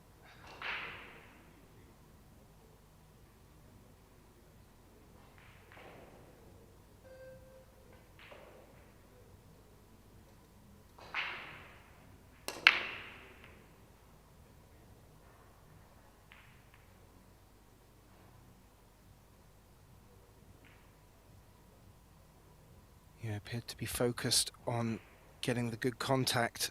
Didn't have as much power as maybe we've seen from others in this women's event. And that's not only fallen dry, but has given a good look on the one here as an opener for Sasha. Yeah, this is a second round match on the one loss side. Sasha Liu losing to Zhang Muyan 2-1 in sets in the first winners round. Kristina Grimm beat Silvia Lopez Fibla 2-1, then lost to Pia Filler 2-1 in sets. Beat Cindy Keller 2-0, and now against Sasha Liu in the second one loss side round. Well, she's lost the cue ball completely there. Oh, early airborne coming. Yeah, they've had a little bit of time to get used to the table. Maybe not as long as they would have hoped to. Just a quick 20-minute turnaround from our last match here on this table. Wasn't far away from making that, but look at the cue ball, Tim. Yeah, very early mistake from Sasha. Gives Kiki a chance at least on or her first break, because after it being dry she was put back into the chair. Now with ball in hand, Probably to get from the 4 to the 5 could be the tricky part. Ideally be straight on the 5. Oh, she's already ran quite short. No feel for the table speed on her opening shot. No, we'll need to pay a little bit more attention here. Especially wanting to get shape on this 5.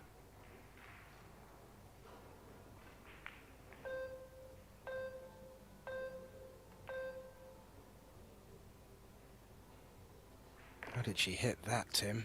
Oh. I have to say she hit the perfect pace on that though. If you look at the 4 ball just dropping and the cue ball just going by the 8. Nice angle on the 5 to stun off the rail. She does in general have a bit of a quick jabby stroke. That's how I've always remembered her to play. But very accurately, it's just a little bit of a different style maybe.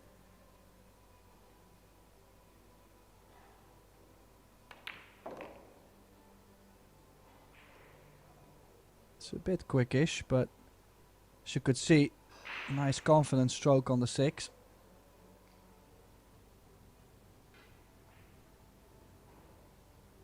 Now, of course, in this match, Shashaloo, based on Fargo rating and such, would be the favorite. But if you draw Shasha and she already lost earlier on in the event, you would have to tell yourself, hey, listen, I have a chance. If I can apply some early pressure. Yeah, I completely agree. There's obviously the travel involved to get here deep in the Austrian Alps. A favourite of the players here at the Alpina Alpendorf. But she's also been playing some doubles, Shasha. Got to commentate on a great match that went all the way. She's teamed up with Chechensei. So you never know, maybe a little bit of exhaustion or just getting to grips, acclimatizing.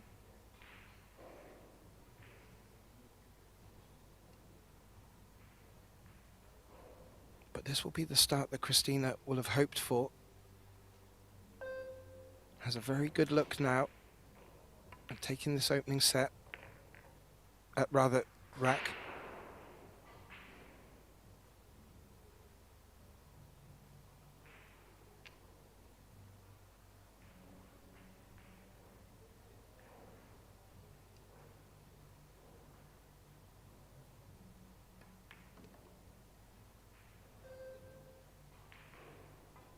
She doesn't rush into her shots at all, Tim. Very methodical, good pre-shot routine. I'm not too sure with the time that she takes if the shot clock will come into play at all, but it serves her very well so far.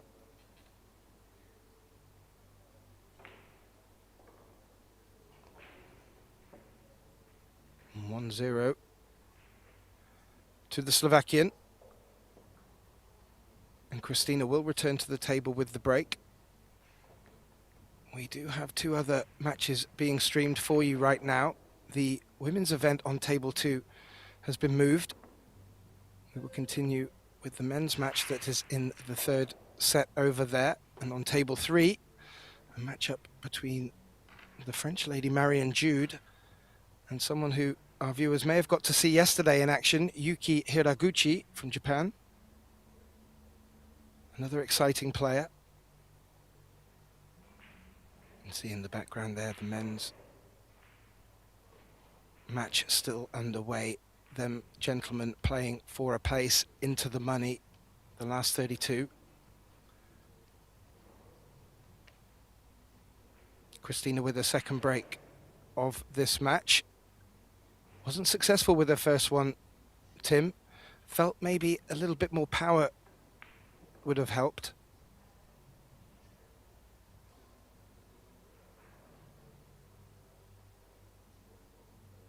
You know, we have seen it in the previous match with Felix, who on his opening break did go very soft. Might be a strategy, might be trying to feel if that pace gives her better results. This time she hit him nice and square.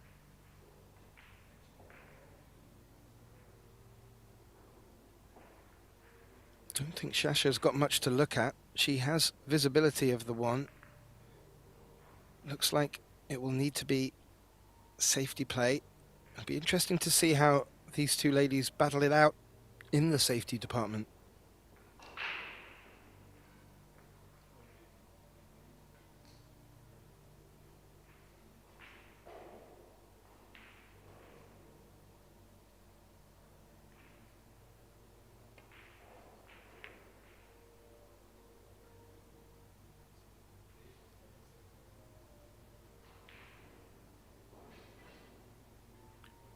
That is nicely done. When that cue ball gets close to an object ball, it just cuts out so many options for your opponent. And Christina, Kiki, well, what options do you think she has there, Tim?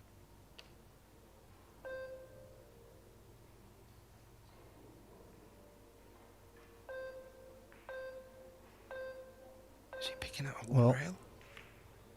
Yeah. Yeah, that was probably the only option she really had. Decent hit. And Sasha calling the bank. Yeah, she has to go here with the two ball over the corner. This layout too, nicely spread. A lot of open space in the center of the table.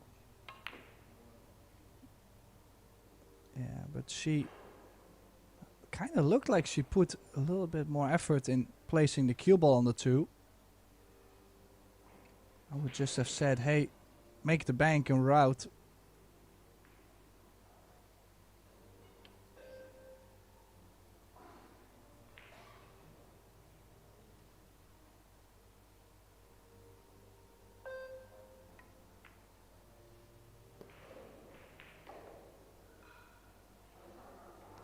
Yeah, did come on top of the three and looks quite straight.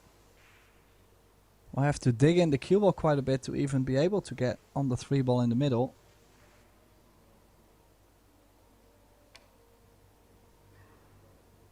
Yeah, this just notched up a few levels on the difficulty scale for Kiki here. She's gone for it full-blooded. Hasn't been as fortunate as she could have been. The 7 taking a lot of energy out of the cue ball and the spin not helping either. But this is on to the bottom right corner. If she feels she wants to just keep the foot on the offense.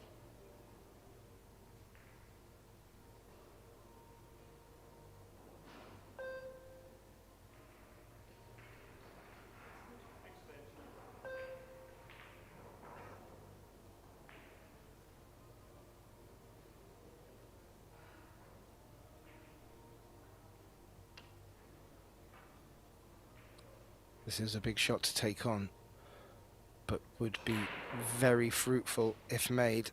Looks like there's every chance of getting position on the 4 following it.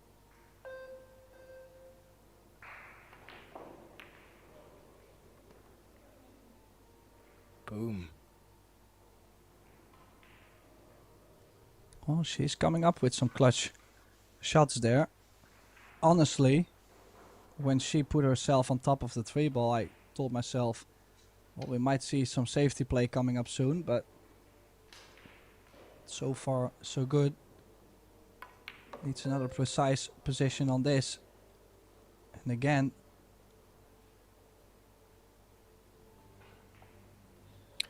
yeah, she has that cue ball on a string, Tim.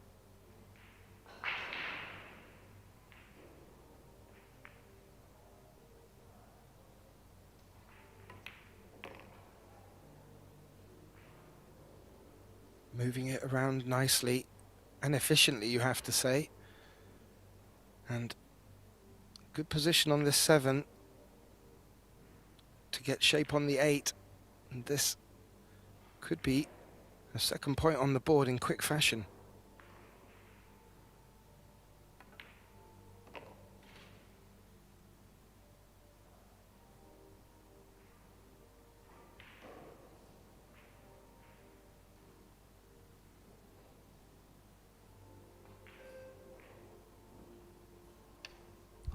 a bit longer on the 7. I kind of feel like she'll have to go 3 rails around the 8. Not too much top spin, more not too much right spin, more of a top spin on this.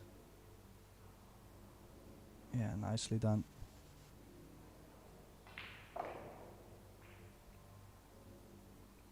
As you mentioned, she really looked like she put herself in a pickle at the beginning of this closing pattern, but it's been textbook since.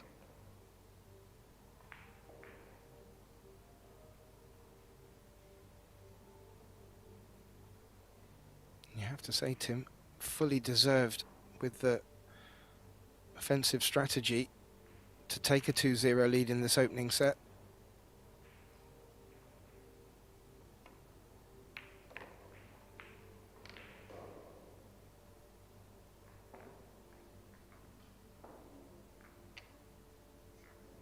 Well, what a start for Grim in this opening set, Kath. I mean, there's not much you can say. No, and you can't really say too much about Sasha either. It's been all Kiki.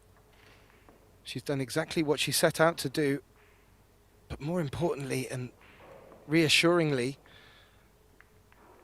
it's really, I said textbook. She's playing all the right shots at the right pace, staying down on the ball, doesn't seem to be daunted by the occasion. Very impressed so far. Statistics, I'm sure, will reflect that.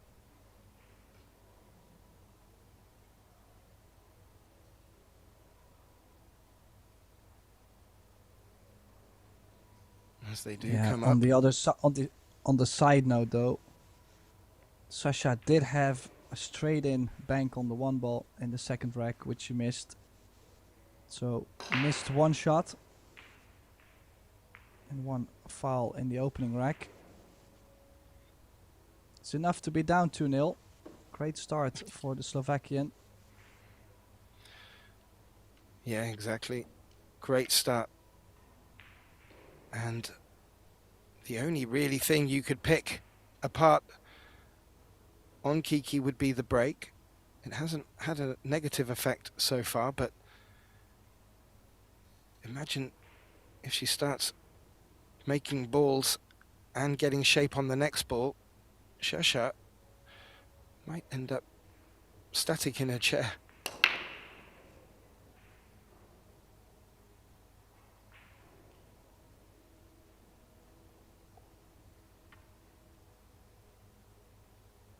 Well, again, it seems like it's becoming a trend, the dry breaks. Maybe she's just punching the break a bit much instead of like long stroking. I just guessing what could make a difference, but it remains a mystery. This table and the break remains a mystery so far. Well, in fairness to Kiki, that 1 ball was tracking from the replay towards the right side pocket. However, it took a nudge from the 3. Sasha's gone for this 1 and has not missed it by far.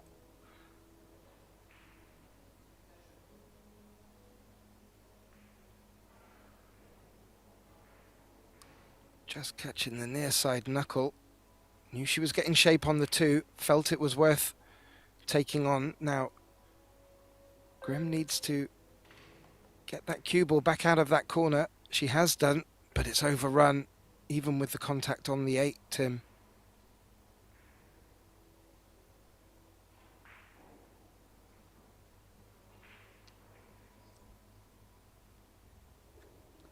Yeah, you will have to go off the 8 and find a window between the 6 and the 9.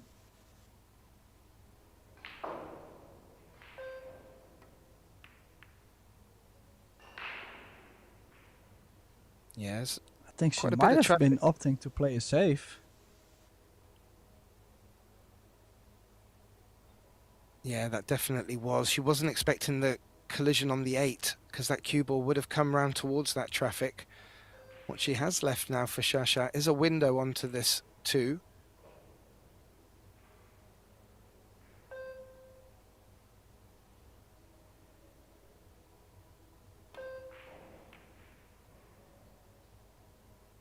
She went for it again.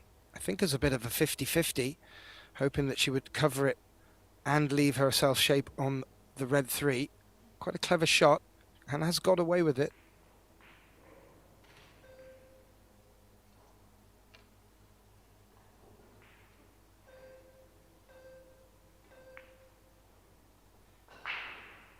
Some people say playing it on the professional side of the pocket, I think is a term I've heard used, where they aim for a side of the pocket just in case they do overcut it, they get a better chance of running safe.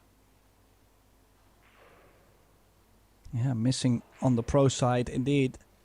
This actually being a very close, was a very good try from Christina. Almost got the cue ball under the 4-6-10. Now this positional shot to get on the 4, this is a tough one.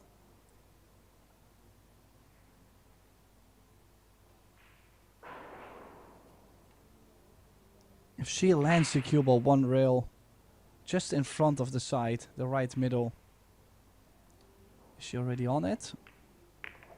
Does she have to cross over? I think she might be on it. It's close. Did look good for pace. She's back up out of the looky to suggest that it is. And can she find a way just to get that green a non-problem? She can. There was a bit of an angle.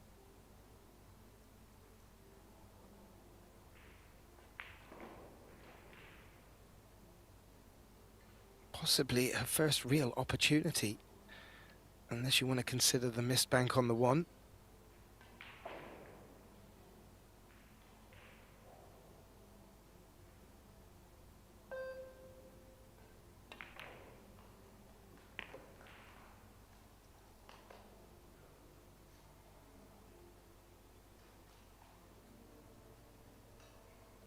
And this to me now, Tim, is the key shot. 6-7. Should not present her with a problem. Has done most of the hard work already.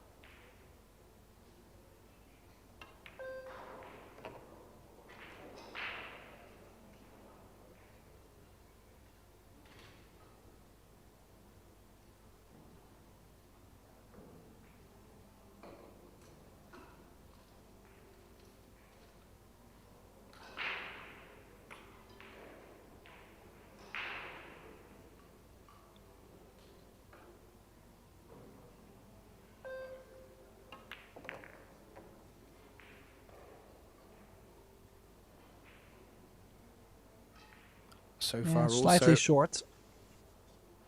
yeah, I was going to say, so far also matching Grim in open play, but this one was not where she was dressing the cue on the table. A little bit more to do.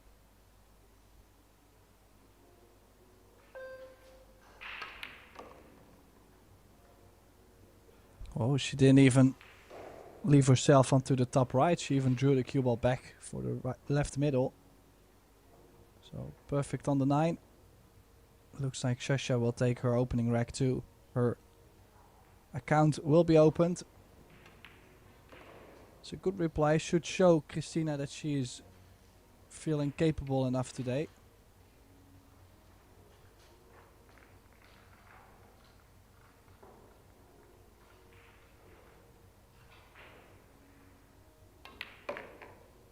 I have to say, Tim, she was playing with a bundle of confidence in the mixed doubles open. Very jovial and seemed to be having a good time out there. I'm just wondering if that's helping her with her confidence as well, because that was not the easiest of clearances to take on, and more so, she just sat in a chair and watched Kiki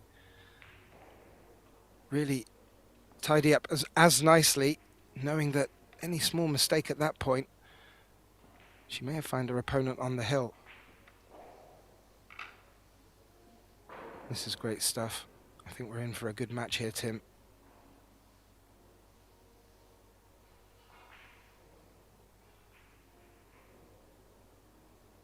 Oh, that's the only thing we can wish for. A close match.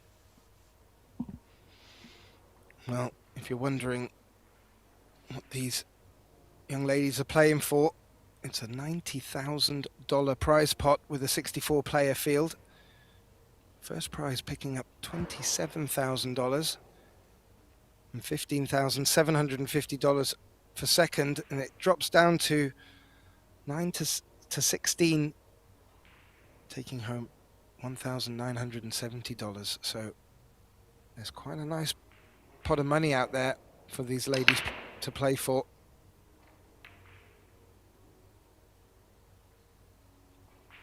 First break for Shasha. Look at the cue ball. That tracked all the way towards the bottom right corner. She made almost look like she made a wing ball in some way. But no future on the one, and a messy layout down table with the two. There was a small chance we were going to dance into a battle of safeties earlier in the second rack. Maybe we'll get treated to a couple here.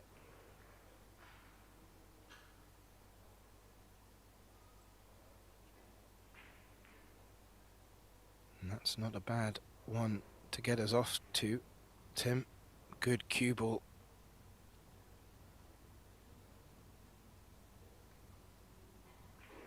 Yeah, and also the control on the one. It's nicely done. Always a double cover up. It's not close to a rail, so not easy to hit one ball wide in the open.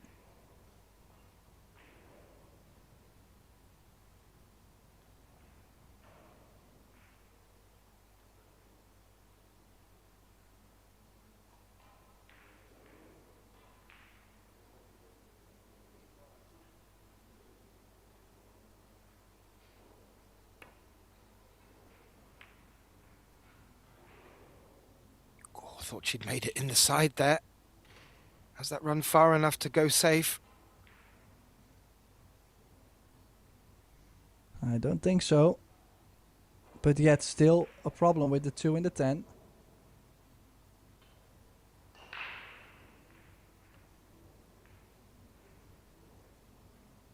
Yeah, maybe Shasha already considering that and looking at where she would like to be to play safe from it. We were just treated in our last match on this table to a young Felix Vogel besting Jason Shaw, employing the 3-foul rule in the last rack.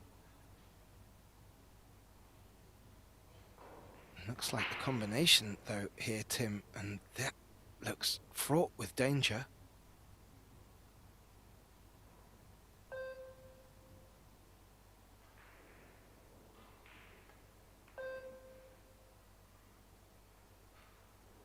Yeah, she doesn't feel like this was the moment to take a risk.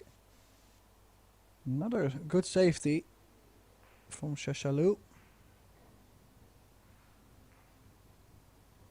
Yeah, the 4 and the 9 just hampering options for the one rail escape. Maybe possible to come off the top short rail through the 4 and 9.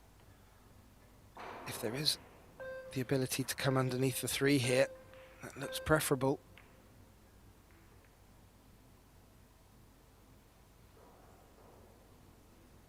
It's not worked out.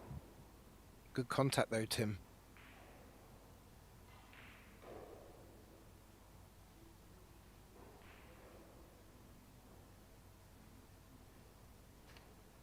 Well, the best advice, or at least the first advice you give someone, is hey, make sure every time you kick at the ball, you make a contact. Doesn't matter what happens, make a contact.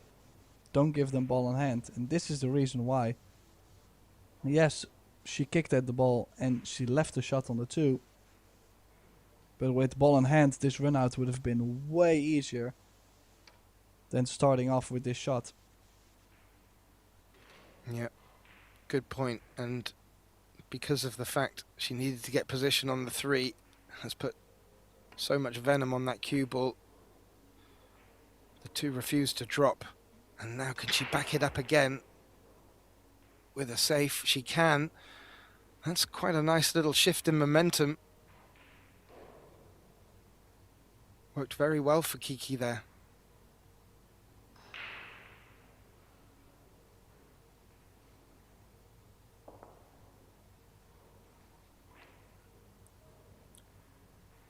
Going for the jump bank escape.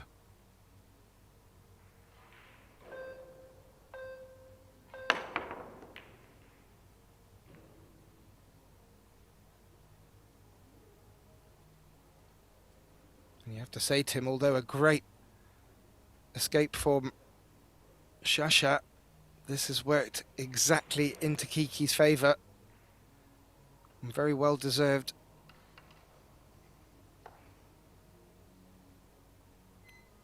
It's not so difficult a look here either, Tim.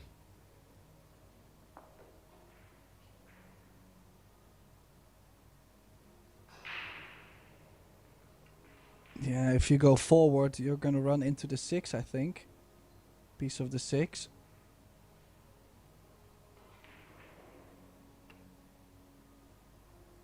It's tricky to judge how exactly you're going to make contact.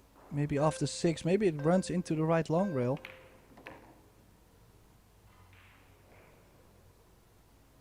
Yeah, probably the best thing that could have happened from that position. That 6 was a bit the 6 ball naughty, now Tim. blocked the corner.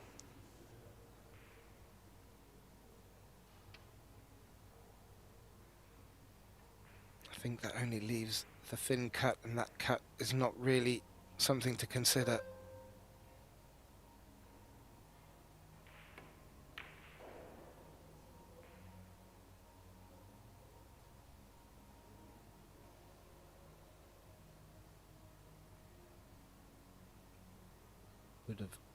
Would have liked the 6 to have come into play there. She's got great cue ball, locking it up on that short rail, but Shasha's look like she's erring on the side of offense. She may elect to go for this one.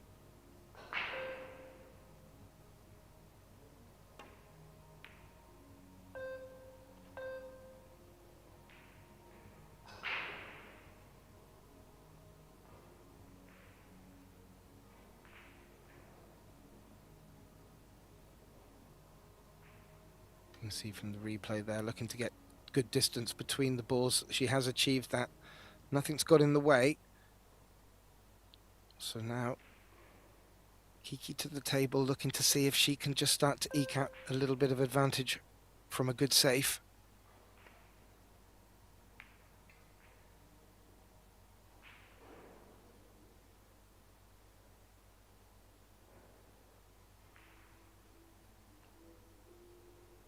You taking the bank on here, Tim? Well, she did call it. She doesn't have to. She could bring the cue ball above the 6, 2 rails, leaving the 4 on the middle diamond on the bottom. But, you know, she felt like she was always going to get close. She felt like the 5 would always come in between if she had missed it. And she's played pocket speed, so it makes the corner a lot bigger.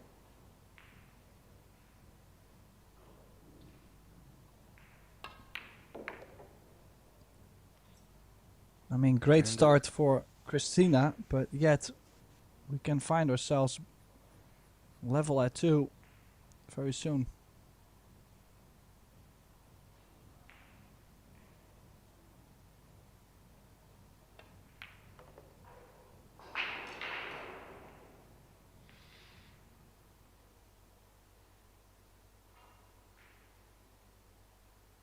Probably would have liked to have been a bit straighter on this 7, but regardless, I have to agree, Tim. I said this match was really looking like it was going to turn into one of the good ones. And if Shasha continues playing like this, and Kiki went in and amongst the balls, there could be a lot of fire to come. 2-2 will only add a bit more fuel to that.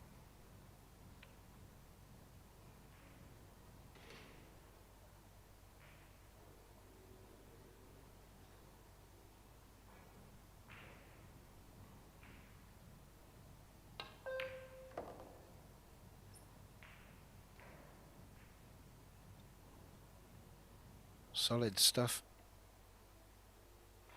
Real good response to Kiki winning the opening 2 racks. 2-2. This would be, and the break with Shasha.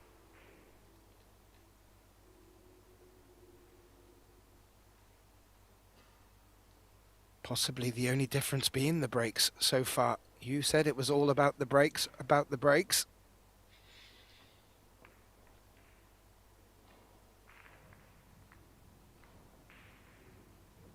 Well, there's the breaks and the safety battles, the tactical exchanges.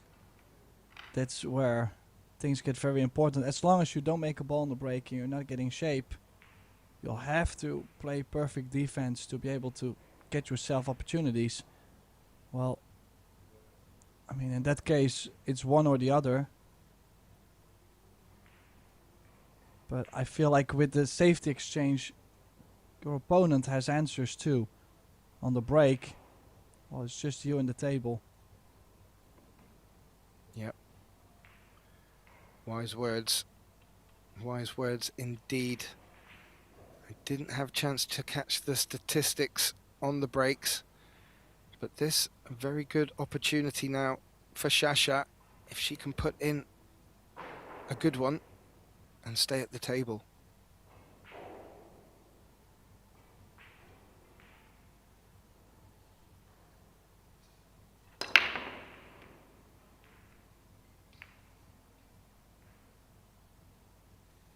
Not sure how that one didn't drop him.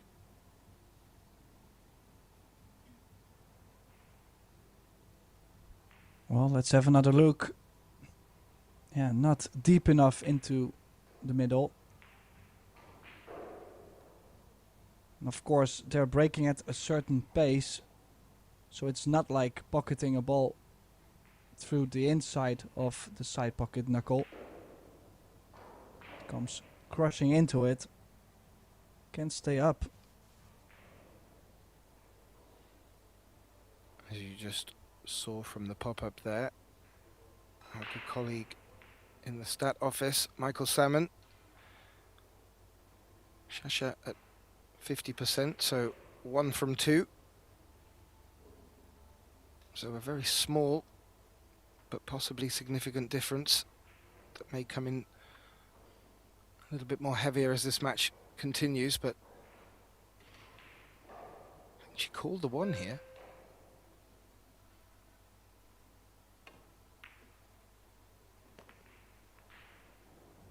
Oh, and run into the 7 riding a luck Tim. I think I like this offensive Shasha today.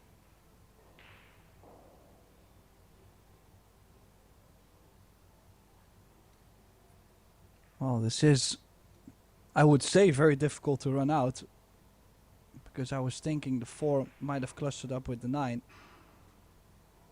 She might have different thoughts. I mean, it might go suddenly.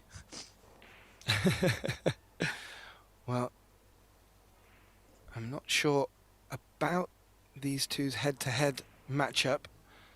I haven't got too much with regards to that in my notes, but I'm wondering if that early onslaught from Kiki has just put Shasha into a gear where she feels like she needs to get in there first and really grab it by the scruff of the neck. However, in saying that, I was just wondering if she's fallen short on position here for the 4.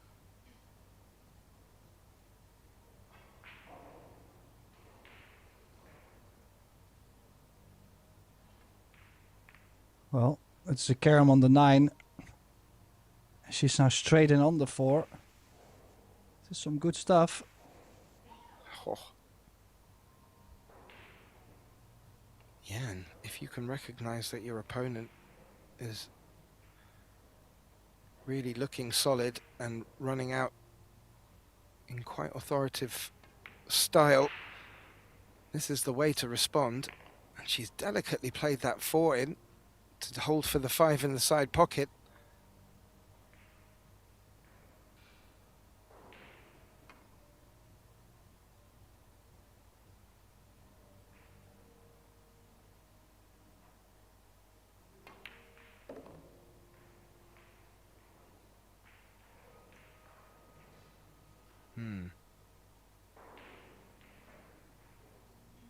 That's a little bit straighter than desired, Tim.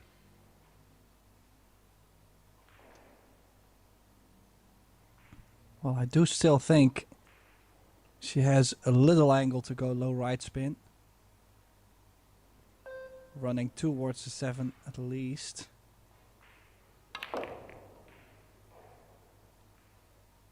No, just to put her off the rail. I'm surprised. I kind of liked the low right coming in over the other side of the 10 and the 8. Because you need the angle anyways on the 7 to cross over for the 8. This is a difficult shot to move over.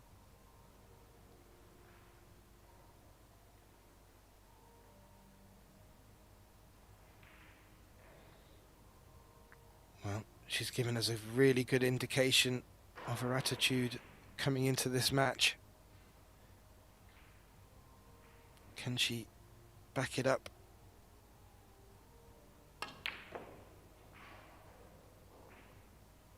Yeah, body movement right there. You could see the second she punched the ball, she put her body into it. Look at her head. Actually, on the above, you cannot see it as much, but I did see it on the original. Just trying to put that little bit more into it. Becomes a bit snatchy, a little bit body into it. Just not as pure as she would have played the other shots. Now this is no cookie either. That's straight. Is she going forward?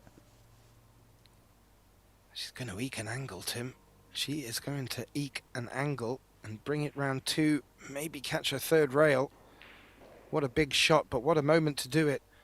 Just to snuff out that flame from Shasha. Position on the 8 would be fantastic.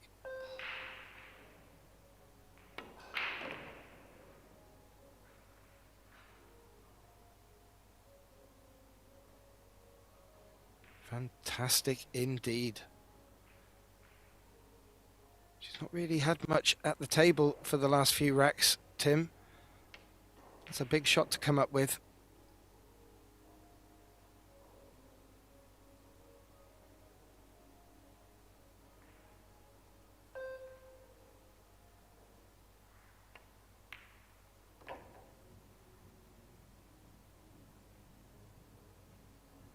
Yeah, that was a little bit longer of an 8. There is also some pressure on that too. She knows a major opportunity to get on the hill first in the opening set here. Christina Grimm.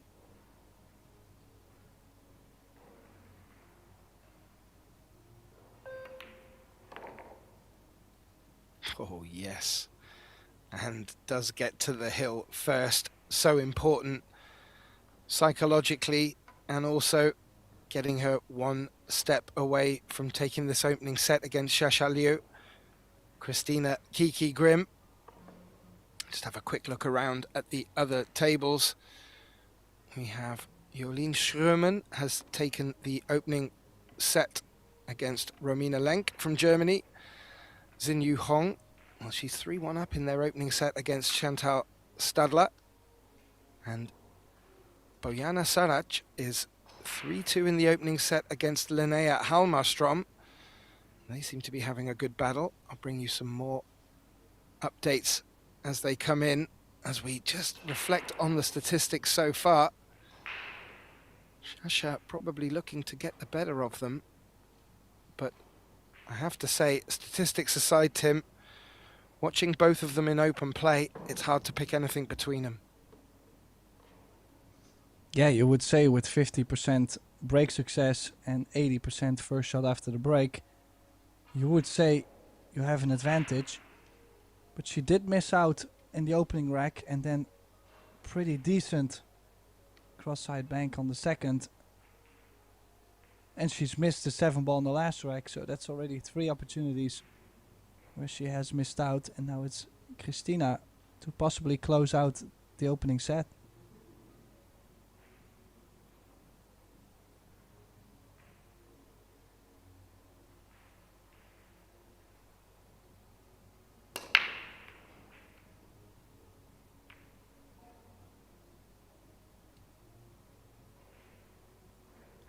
Yeah, that slower control break just not working for her yet.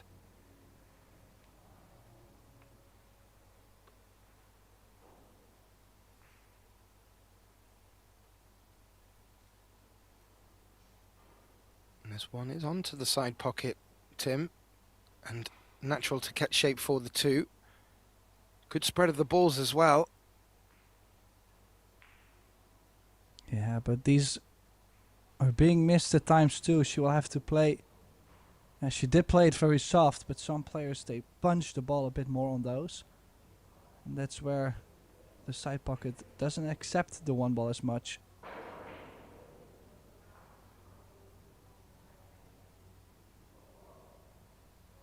Well, from this angle, I'm doubting it a little bit if the 6 goes by the 7. So straight in on the 3 would be nice on the 4, etc. But what's the plan with the 6? If it goes by the 7, it's no problem at all. But if it doesn't, shape from 5 to the 6 could be tricky.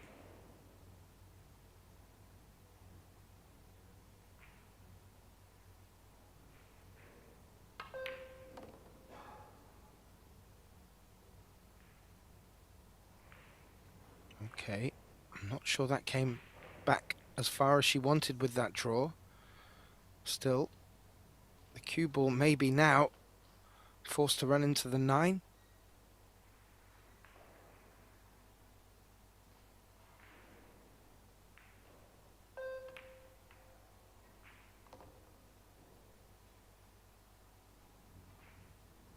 I like that. I like that indeed. Options to get on the 6 here if it doesn't pass the 7.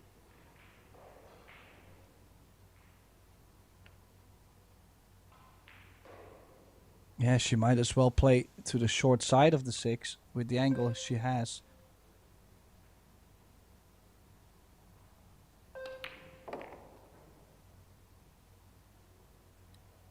Well, she was able to respond to Kiki's opening 2 racks, bringing it back to 2 apiece.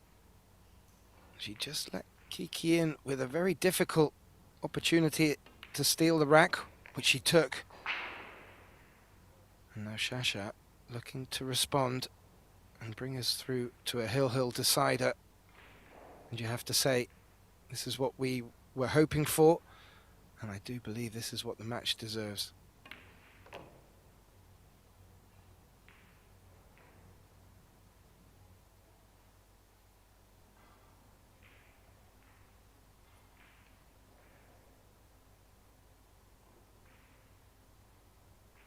They are both looking formidable, Tim. I don't even think I could pick the deciding rack if it goes that far.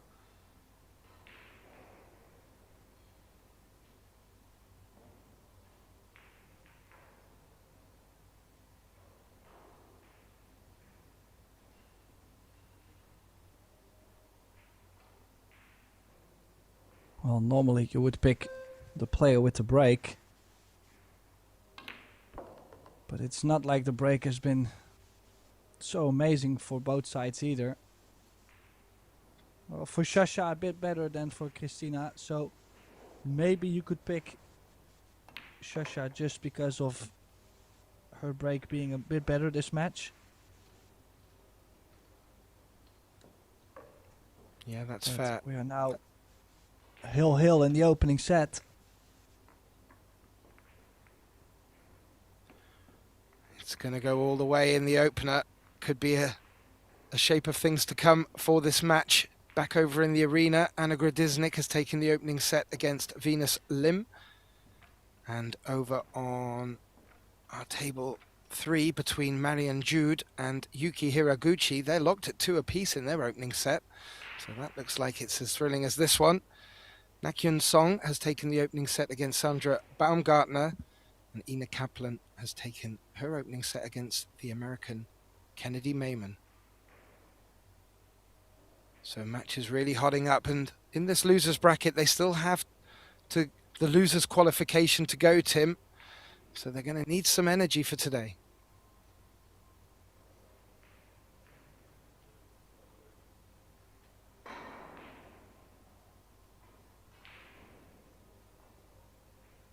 Sheshalu to break in this deciding opening set.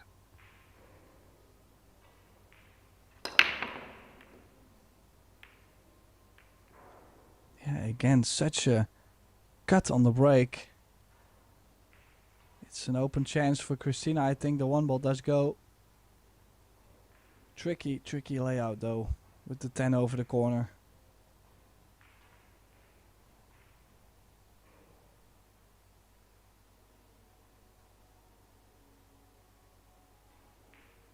Yeah, good bit of traffic down at the bottom of the table. Maybe to be rewarded to play safe from the 2. That is if this one is on. I think you're right, Tim, it is.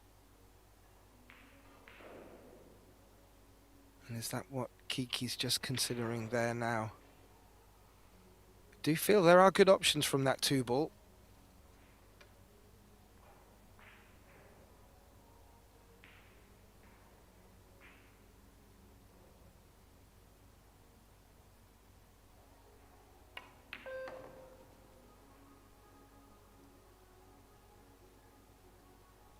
Maybe bringing it up towards that 6 ball and using the 4-5-7 as cover.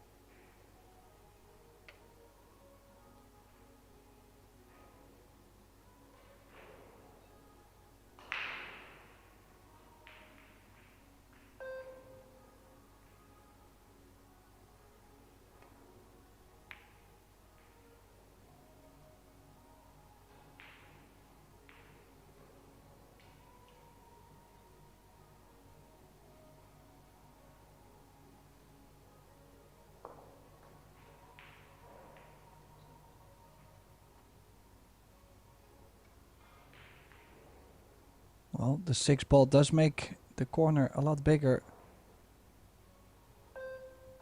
Still have to be careful for the scratch in the middle. Oh, she's missed that by quite a bit. Where does the 2 ball land? Oh, she's gonna catch a roll. Or has she? Did she leave a combination on Gath? Possibly, but I think in making it, that 4 is going to run into trouble as we look at Alex Kazakis from Greece in the arena. Watching on, I just feel that 2 may run into a safe position, and the white with the contact on the 4 meant nothing was going to come from it. However, she's still at the table, Tim.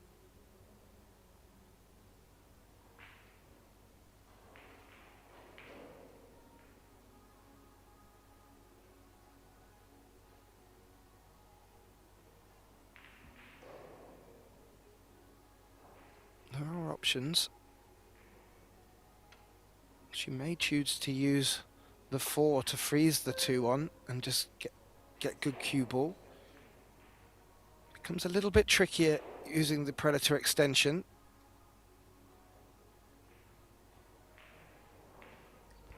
Well, she could play this with a lot of left spin, which throws the 2 ball more towards the corner. Running the cue ball at least towards the 3. I don't mind it. It looks like she's playing the 2 into the 4 safety.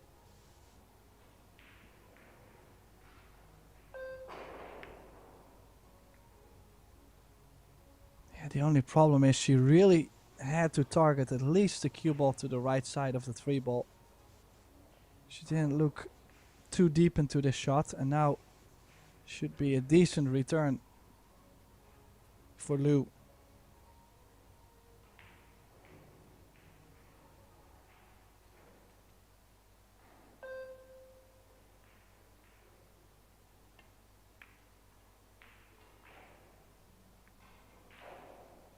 Okay, has the cover, but has a big distance between the 5 and cue ball.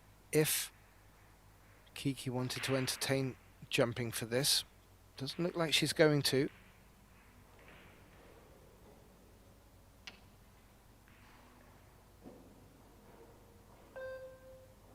Well, I don't think I would mind the jump, because if you kick at it from this way, The 2 and the cue ball most likely are going to stay in the open if you make a hit. So looks like she just kicked at this to try and slice it in.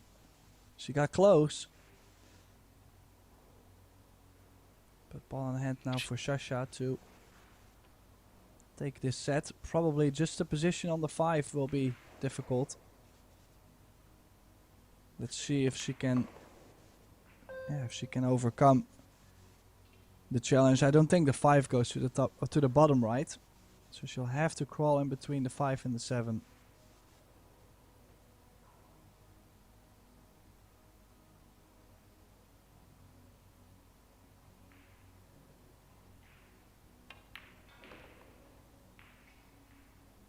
Well, it just goes to show how close this match already has been. Not only the scoreline reflecting it, but it being down to not the break that we may have originally considered, but just the execution of the safety plays from both players has been so good. Sadly, there's had to be 1 or 2 mistakes between them. And what a time for Sasha to get ball in hand. You'd have to say either player with ball in hand at that position you would have considered running out, so it's Sasha's opportunity to do so.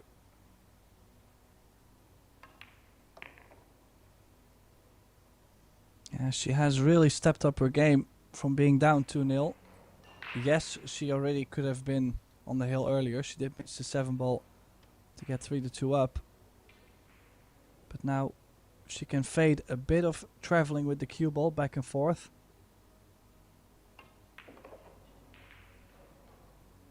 Well, she's left herself a good angle on the 7 and nearby.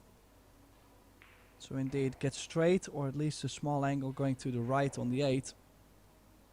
Makes things a lot easier to be back on the 9.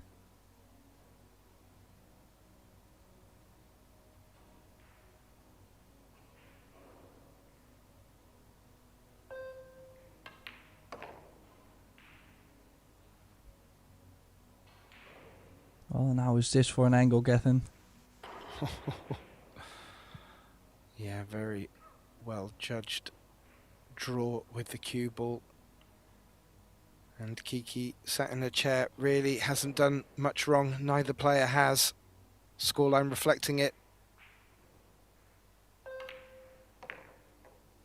But this was the chance which either player was looking for. It was Sasha's opportunity.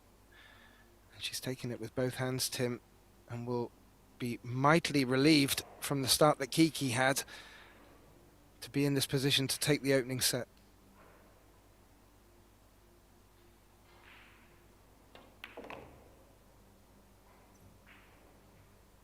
Ooh. A shake of the hand from Sasha there. Oh, she did land to where she needed to get the extension on the cue. So a bit more distance. Should still be okay. This for the opening set. Pretty long opening set too. Almost an hour.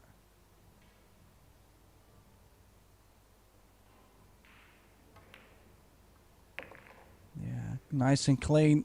Sasha Lu from China taking the opening set for the 3, and as you can see the glove is coming off. She will be taking a break. I think both players will be taking a break, so why don't we take a break? Let's get some refreshments, make sure we are fresh and sharp for the second set. Gethin Davis, myself, Tim de Ruiter will be back very, very soon.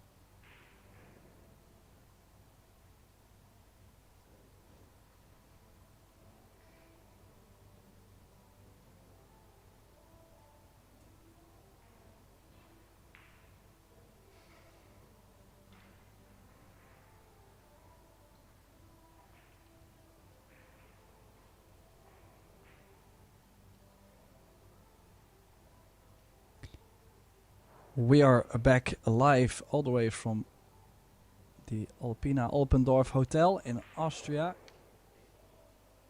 Beautiful, beautiful venue. And also the weather outside has been great. This is a losers round 2 match in the Carrinho Women's Open between Kristina Grim from Slovakia and Shasha Liu from China. Very interesting opening set we've seen. Shasha Liu to break the balls first. In the second, Ketten Davis, myself, Tim de Ruiter, in the booth, trying to go over all the shots. Kath, what do you think about this break? Well, she's given it a good clobber. Dry. And I'm not sure if Kiki can consider coming off the long rail to take on the one.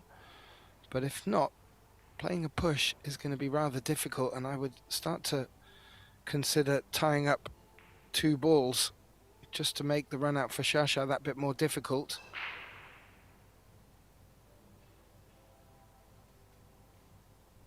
Have you seen anything else that tickles your fancy, Tim?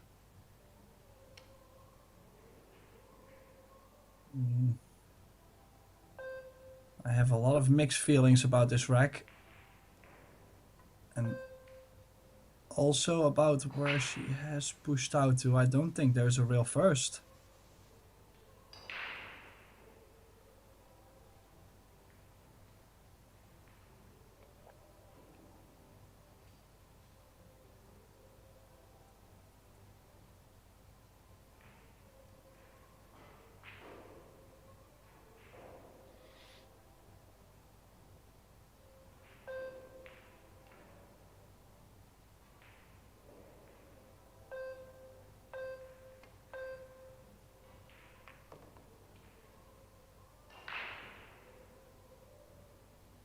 That's what she did, Tim. She did play the long rail first. Played it softly to try and hold that 2 ball, but not really anything promising on here for her.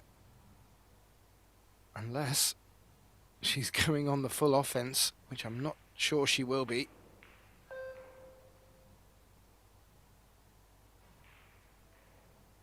Yeah, that's the reason why Kristina put the 10 ball over the corner, just to make sure the 2 wouldn't go by it if the real first worked out.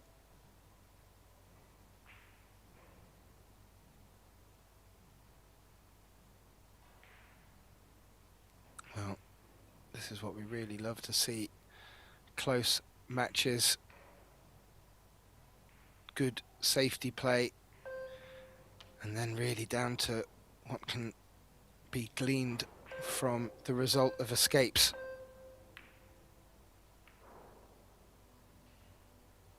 That will not work, I'm afraid, Tim, this occasion. Yeah, and if she can get the shape done to the short side of the 3 ball, what else will be a problem? Maybe the 8 ball, always tricky, that position where it's laying. But she has been looking a lot more solid.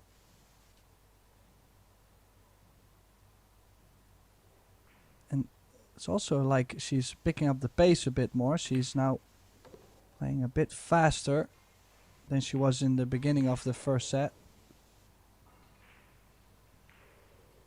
Yeah, good observation. She has. And I also observed that Kiki was a bit disappointed with the result from that escape, and it would be just a little worrying if after that hard-fought opening set has just taken a little bit of wind out of her sails. I don't think she has anything to be concerned about really from her own playing perspective. She's looked really solid in and amongst the balls when given the opportunity to. I still feel there still will come chances for her in this second set. Of course, Shasha will be looking to keep her in a chair.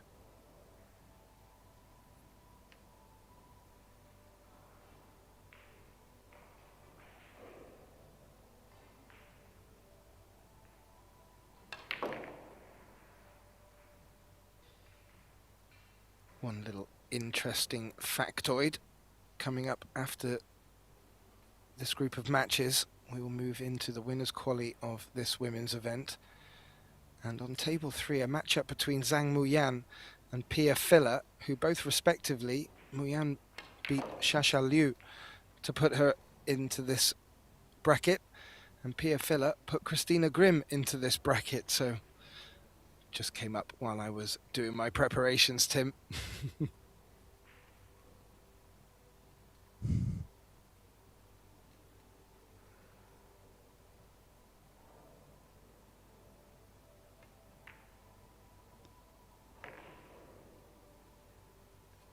She's dealt with these nicely as well. Really looking to push on from that opening set, Tim. Yeah, she probably took the break and realized, okay, I might be a bit fortunate to still win the opening set, but I have to play a bit stronger. Because it kind of looked like Christina was starting to get some flair on the table too. Like she really played herself into the match with such a great start. And as an opponent, obviously you're trying to break that rhythm.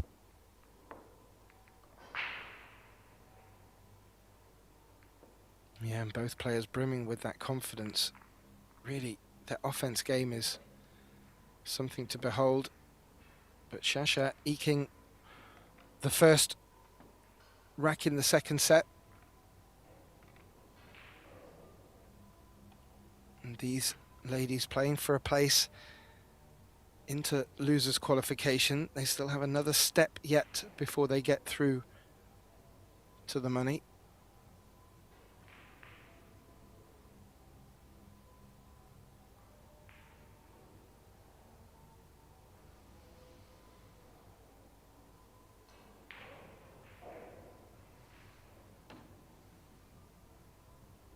Lovely look of Kiki's cue there, keeping herself composed. And it will be Shasha returning to the table for her second break in the second set. She leads 1-0.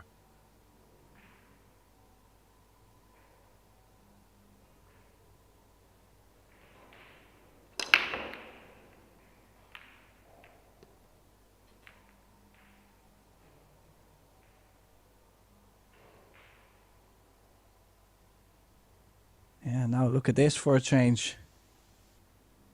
Well, the 10 on the break obviously doesn't count as a win. She stays at the table. She's got shape on the 1. And a very possible run out. This is looking very good for the Chinese lady. Maybe just a 3-ball needing a bit more work. But if she stays over the left long rail gaff, I think she'll have the angle on the 2 to cross over for the 3.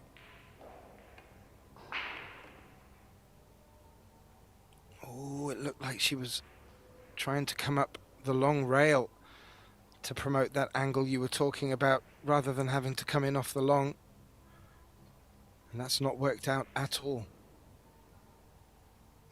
Yeah, I kind of liked playing inside spin on the 1 and touching the second rail, the left long rail indeed. So apparently I was expecting a bit too much of this run out. We'll be playing safe. I might still go for a jump. The save, as you can see, there's not so much. She's going to cut the 2-ball over the right corner. Maybe a kick and stick. Yeah, I mean, not a big fan of this position. I might as well take a shot at the jump.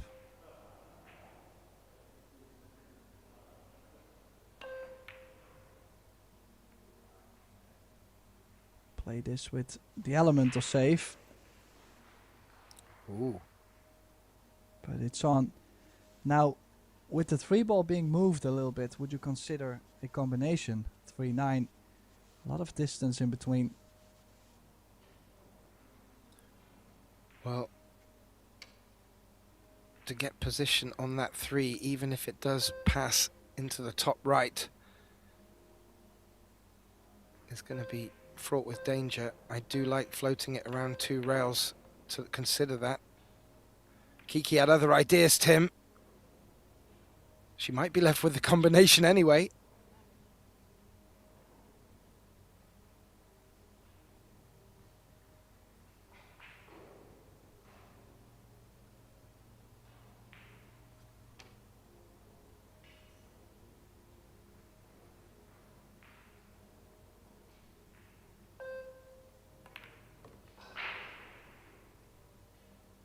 Ooh, the little bump from the 3.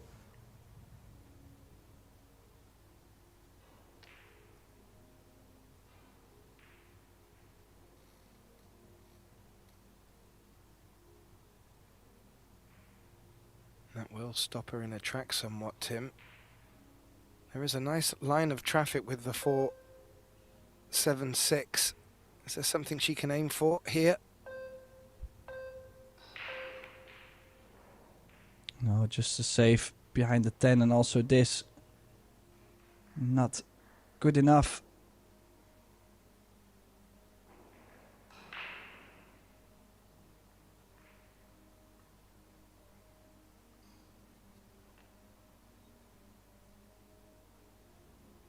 We'll see what Shasha does from this position.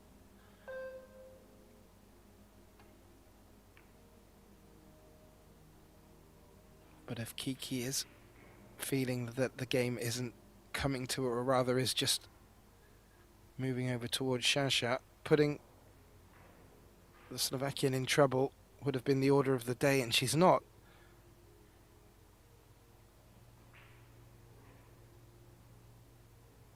There are options here, Tim.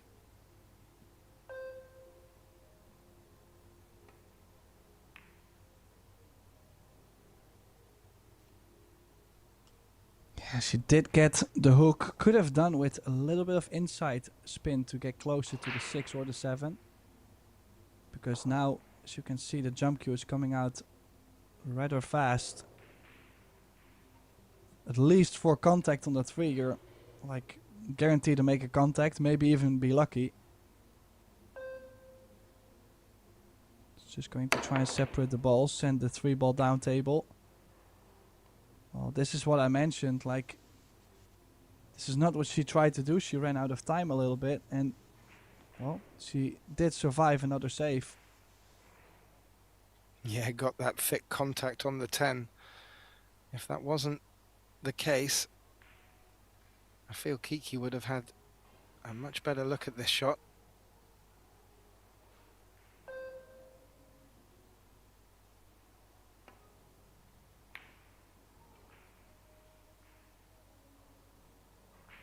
Ooh, caught the jaws. Did that work to her advantage or not? I think it may have.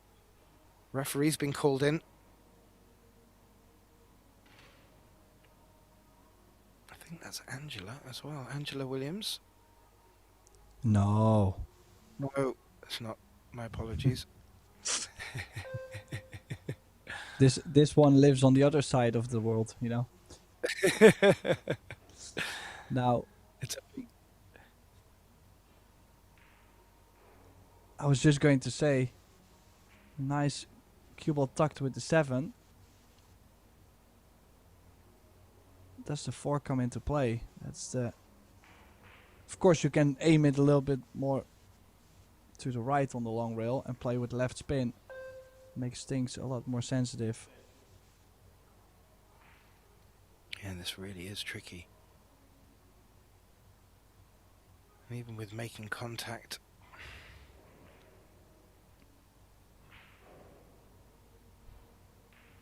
as you can see there, close to touching. The Arcos 2 balls, brought to you by Predator. With the logo on them, looking fantastic under the lights. Oh! That will help. Yeah, I had to make sure. Well, indeed, what a shot she's played there. I went on a bit of an adventure because I know the referee's name and I just couldn't really get there. And now I'm gonna try and do it in my best Czech. Eva Poskochilova is the referee for this match. Oh, well, luck and no luck at the same time. Did go for the bank, made the 8, and now it's the option for Sasha to play herself or give it back, because Christina did not call the 8 ball. I've got a feeling. Well, I was about to say I've got a feeling she'd give it back, but then she was still at the table. She has given it back, and let us not hide from congratulating you on your pronunciation, Tim. Fantastic. I am sure the Eastern Europeans will be proud of you. This is a tricky one. There is an edge. Yeah, but... Yeah, I mean, okay. She could choose to play safe off this, but... I kind of like just going... You know, like, there was not so many good results Christina could have had with this safety. Most of the time going to leave a shot on. Low left. She's going to screw the cue ball back 3 rails. Make the ball and you're on the 5. No screw back 3 rails. But that bump on the 10, I mean, it has worked. Not sure if she intended to play the bump.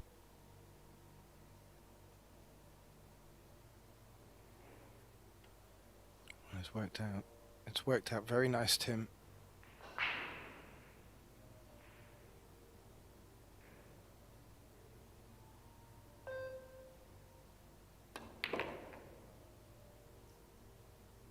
Ooh, look at that bounce on the cue ball.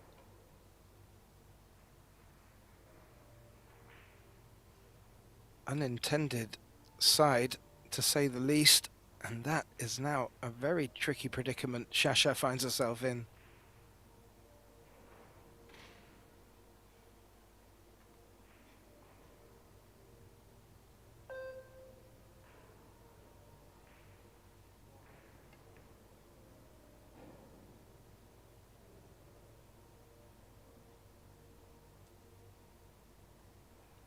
A little short, Tim.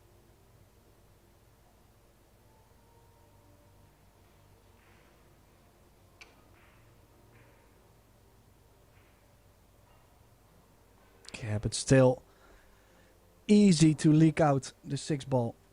Catch this a little bit too thick, or don't catch this ball, and yeah, this is what I meant. So easy to find that the in between on the sweet spot. Now is she going aggressive on this? It looks like it. This is a tough shot and a big stroke needed.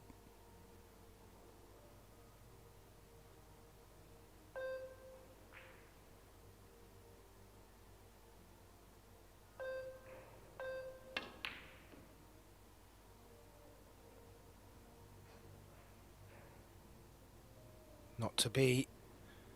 And that 6 looks like it's hung out in the open. But where the 10 is, Kiki's going to need to put a bit of a stroke on this.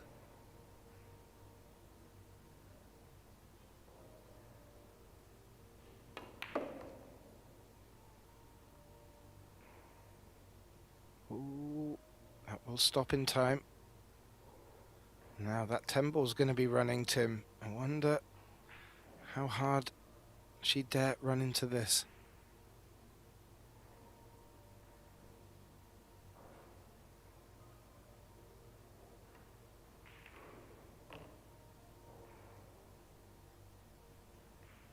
Played it well.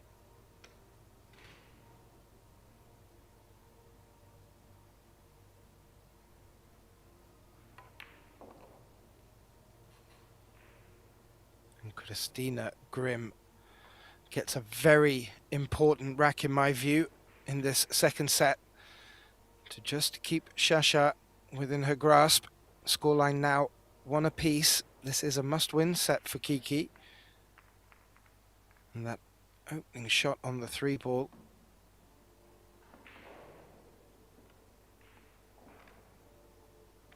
Could and should have led her into the win earlier, but it wasn't to be. However, she's tidied them up very nicely, Tim, and this is poising up to be a very nice second set here now. Get to see Christina at the break. So far, not being rewarded.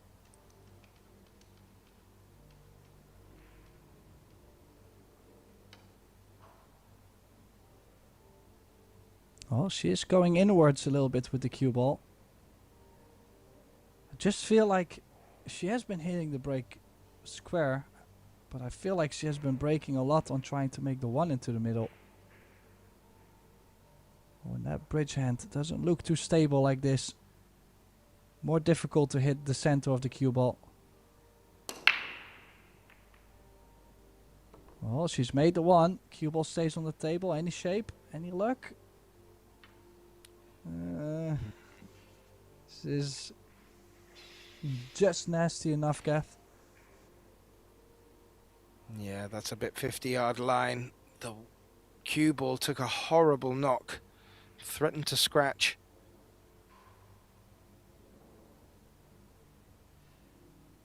Just trying to consider what Grimm's options are following the 2 if she were to consider an offensive shot, but I think she's eyeing up just bringing the 2 up and down the table towards the 4.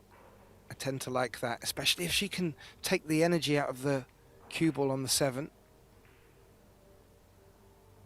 She's played that a bit soft for my liking, but that's worked out. It looks like it's worked out.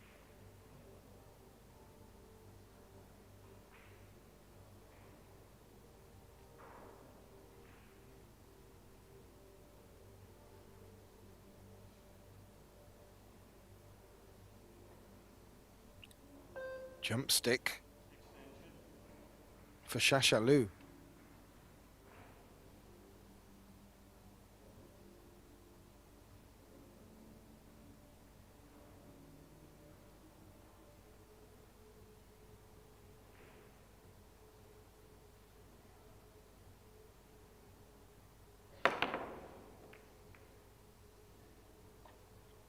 Tim, it got ever so quiet in the arena for that shot.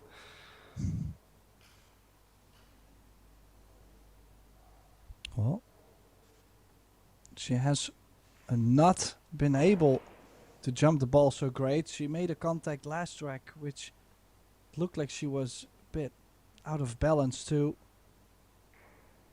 Now another chance for Christina.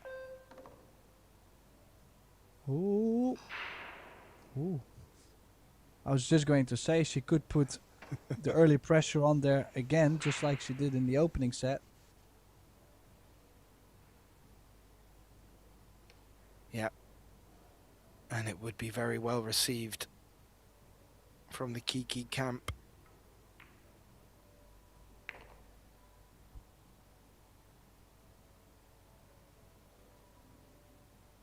Nice natural angle to come up for the 5 into the left side pocket. Would like to finish low on it.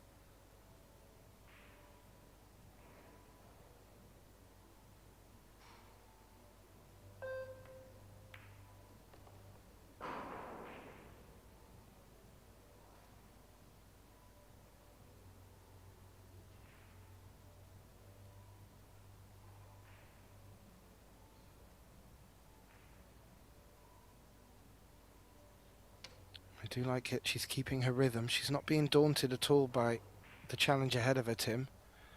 And this is what a glimpse of what we saw in her opening 2 sets, 2 racks rather.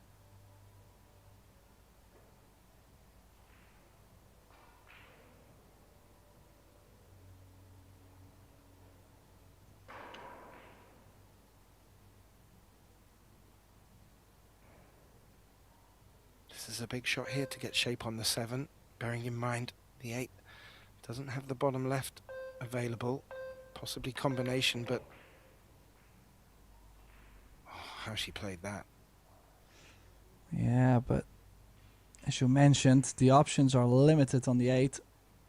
And now a small angle on the 7. Not saying she won't be able to get to the left side of the 8. But of course, the straighter she gets on the 7, the more she'll have to punch some angle out. I think she might be able... Maybe just top spin would be enough. She Can't did play tell a shot. really from this angle. I'm remembering back, Tim, she played a shot in the opening set where it was just off straight. She generated a lot of power and follow with that cue ball to finish perfect on the 10.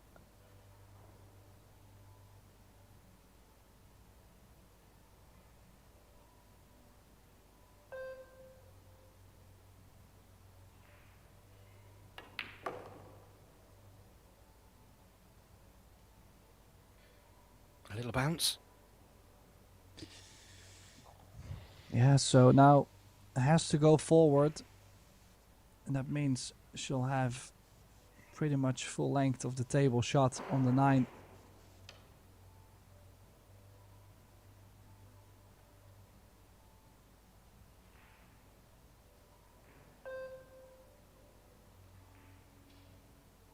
Jacking up.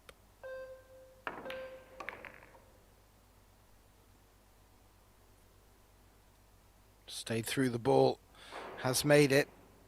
Now is looking for a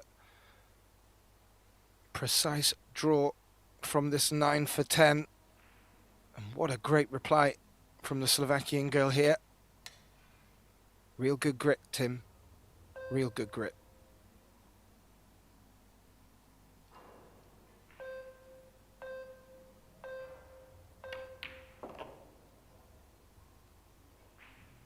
Well, she is coming up with some shots to keep this run going. This 10 to take a lead again, just like she did in the opening set, but will have to be just a bit better this time.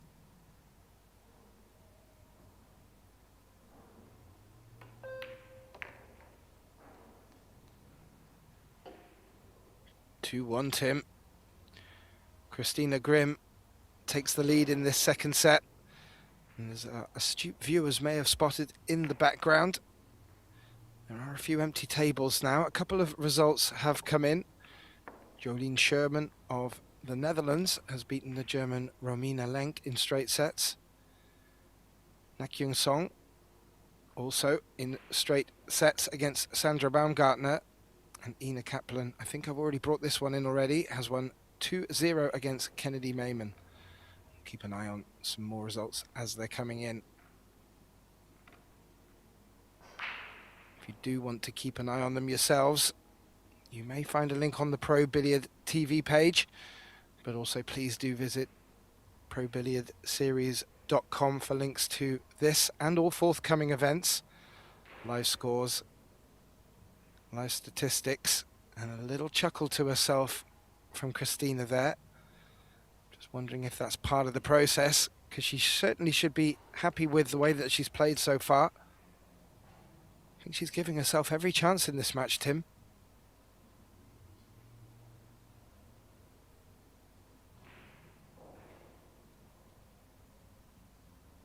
Yeah, Coming Eva up.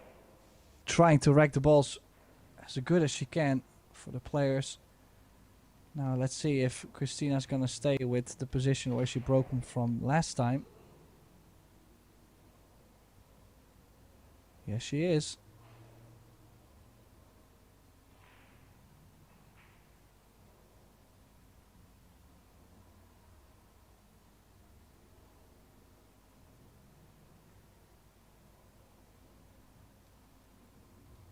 Looking to be precise.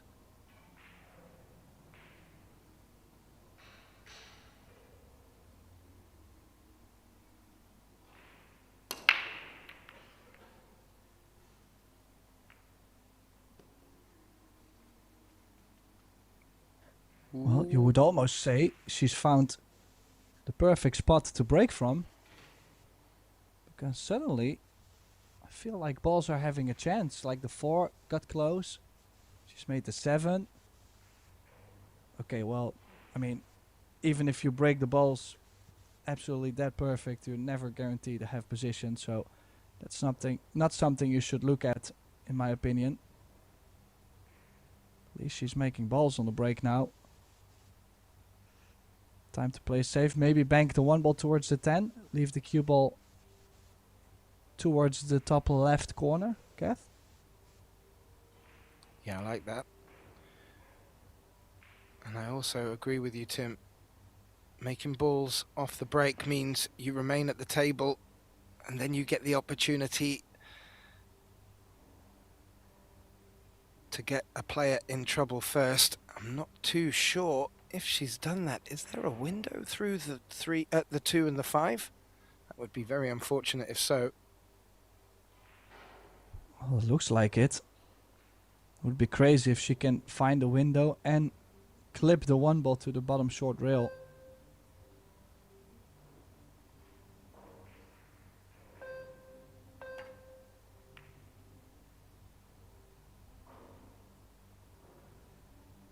Yeah, crazy to leave the exact window to be able to play this defense. Now next shot, cue ball behind the 10, a 1 straight over. You have 2 chances. If the cue ball goes after the second rail into the 10, you should have the 2 or the 8 coming to the rescue.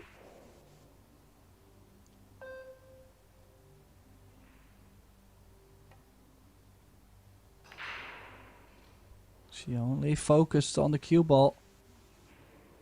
It's not there. Yeah, with a thicker contact, I still think the cue ball could have crawled behind the 10.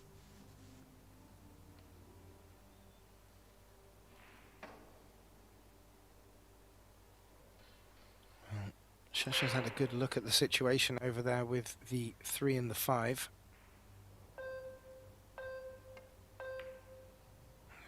Oh, oh, oh. Looked like bad contact there on the cue ball. It's caused a thick contact.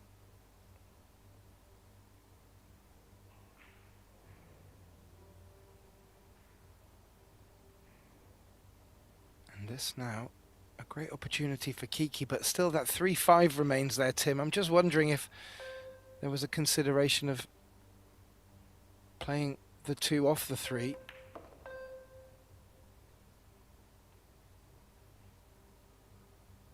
To try and make something happen with it, but maybe it's available for the top left.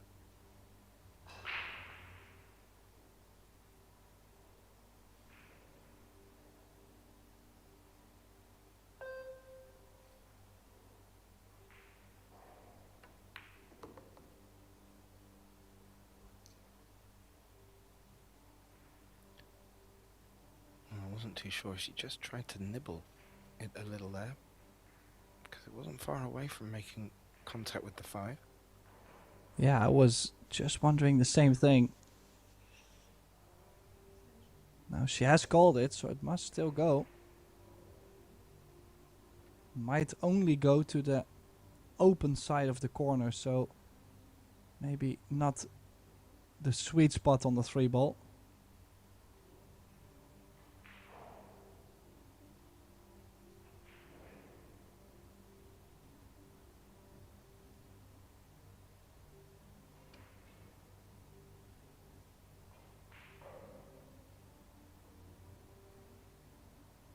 Could be a rack winner, Tim.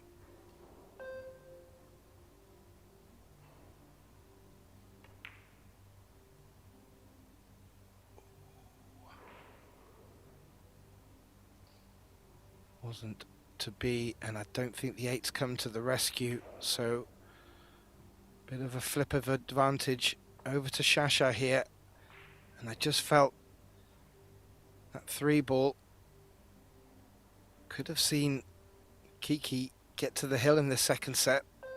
Now can Shasha have any say in this? Well, you said that could have been a rack winner, but also a rack loser. Of course, it's a bit of traveling back and forth. especially from the 6 to the 8.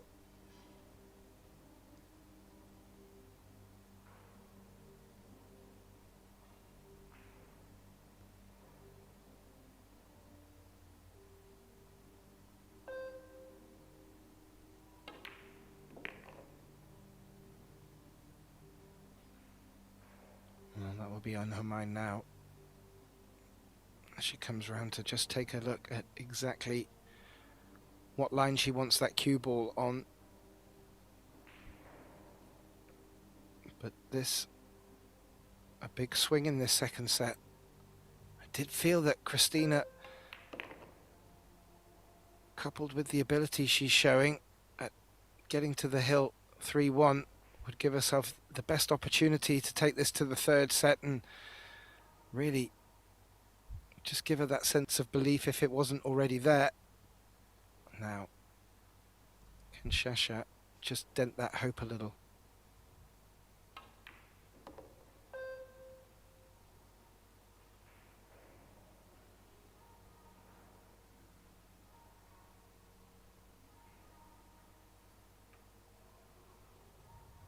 Come around the table.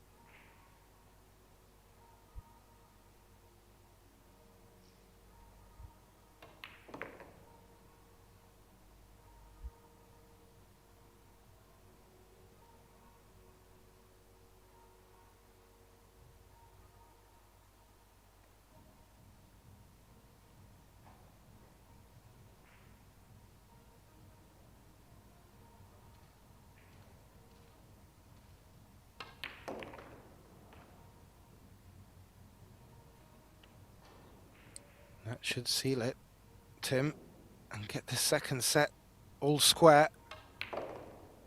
The halfway point, 2-2, and will give Sasha Liu the break.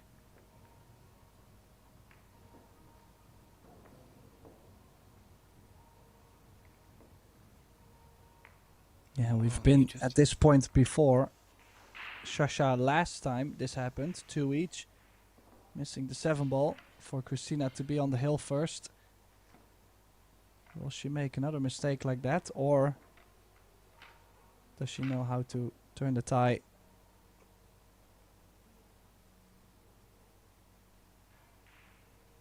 Well, she's certainly more than capable, Tim. But it's only been promising from Christina. She really has kept her composure, doesn't seem to be getting her head down when the ball isn't rolling against, it is rather rolling against her. And she is picking these opportunities up. So she sent the message across to Sasha that you make a mistake, I'll take the rack. So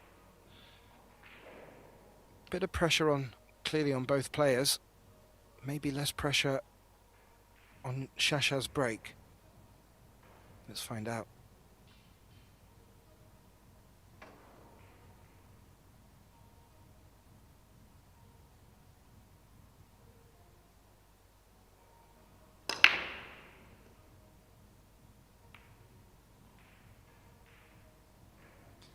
Well, I have to say, when my opponent is breaking from a different spot and now suddenly there's balls dropping, why would you not try the same? Bit surprised she kept doing the same thing she was doing. There's nothing in the rules against copying your opponent. And that 2 ball is rather ugly. The 8 covering the 1 as well. We should see a little exchange of safeties here. Difficult to see how this rack will open up at this point.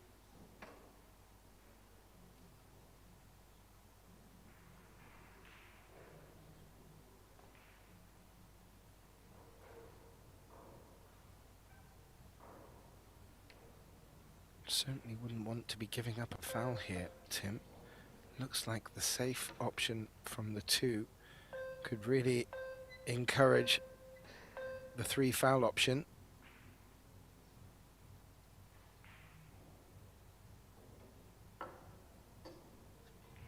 Well, in this case, can you maybe make the 1, play shape on a safety on the 2-ball, and by doing so develop the rack a little bit more. The other option is to go off the left side of the 1 and bring the cue ball 1 rail under the 10. Ooh. Tim Delauter has the eyes, ladies and gentlemen. I have to say I like that option. I mean, both actually could work. Like, you could make the 1 leave the cue ball near the bottom. You might even be able to play the 2 1 rail off the 10 in the corner, like something offensive. But with this scoreline, I would not be too enthusiastic to go aggressive.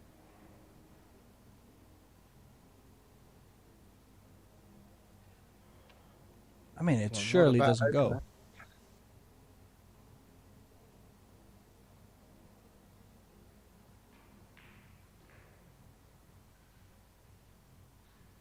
Either that or a very delicate save, Tim.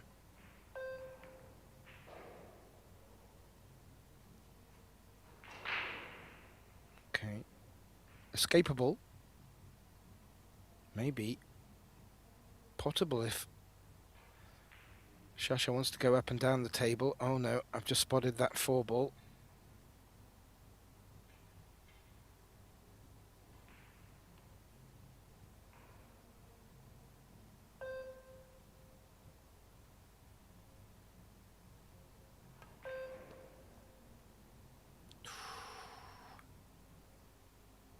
That was the danger, Tim. That was always the danger. Yeah, I cannot believe she just played that Geth. I mean, this is probably the most obvious scratch there was. She could have maybe played to the other side, contact on the 2, or maybe a full contact. But the way she's played, I know she was trying to crawl the cue ball back under the 10 and the 5, but honestly, I'm very surprised she just did that. So, chance for Christina. Is there a 5-10 combination, and can she get shape on it later on?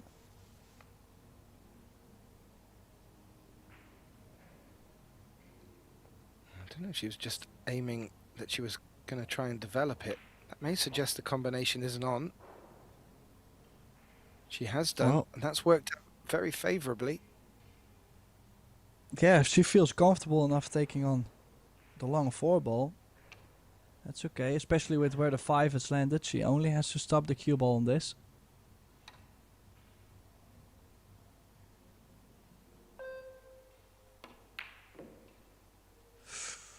But she really put a big punch in that, and just catching the outside of the corner, rattling, staying right over the corner, and a pure gift. This is for Shasha. I mean, she didn't really hit it bad. It's just the pace, Kath. I was going to say, anything softer than that, you feel that corner pocket would have accepted it gladly. That could be a very important twist in the second set, because it really did look like Kiki had made all the right moves. Will it turn out that she's done the hard work in this rack?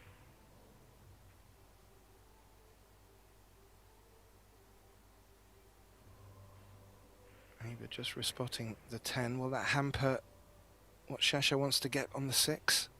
Should not be, but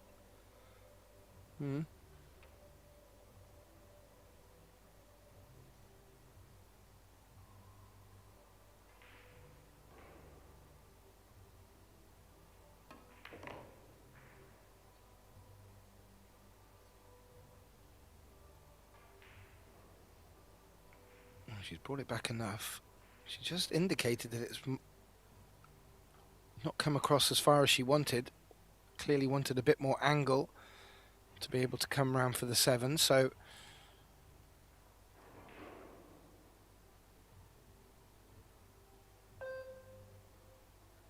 Yeah, it's going to cross the positional area a little bit. But the pace has been right. As you can see, it's easy to get too short and leave yourself a big cut or run too far and not even have a shot on the 7. But she felt great there. Even if she taps it in, get to the right side of the 8, 2 rails up to the 9. Yeah. Top short rail, left long rail towards the 9 on this. And then we're gonna see Shashalu on the double hill. Unless something unexpected happens.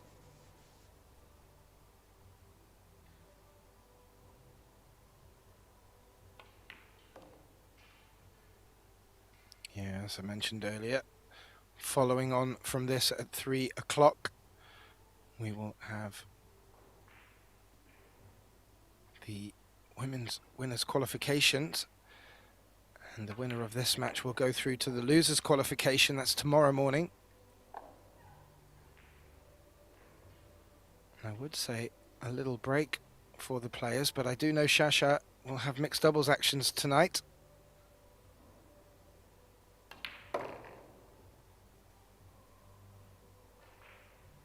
Yeah, nothing unexpected happened. And that means Shashalu now on the double hill. Christina needs 2 more racks to stay alive, not just in this match, but also in this tournament. The loser of this match will be out.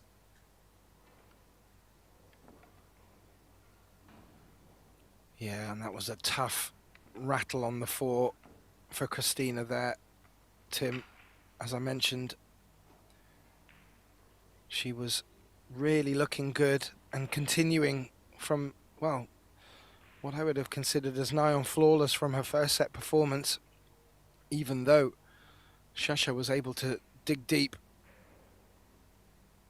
Is there anything else left that she can do here to threaten taking this to a deciding set? Well, Shasha with the break.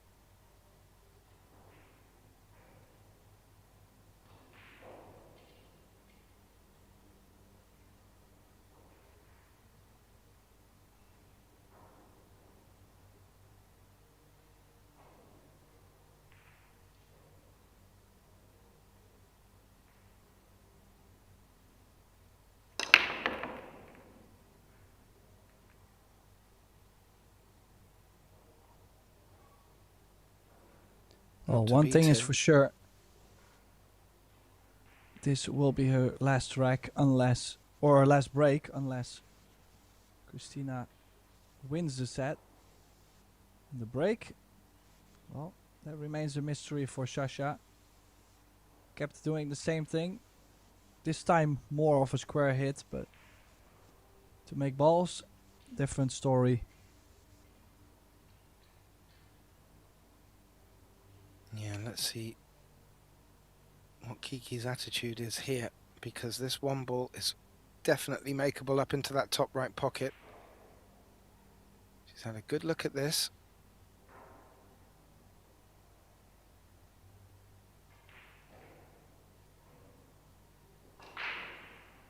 Don't think she's taking it on, Tim. Oh, she is.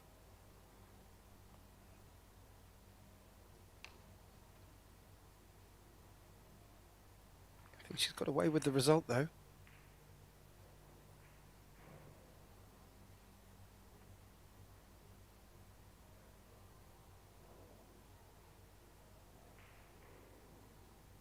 Yeah, looked like she was hoping to avoid contact with the 3, making a clean pot, leaving the 2 available to the top left. Wasn't to be, but Shasha's to the table with nothing obvious on.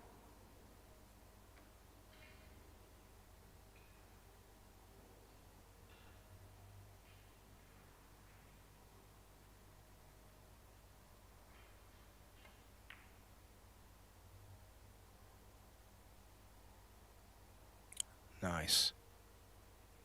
That's how you lock the cue ball up, Tim.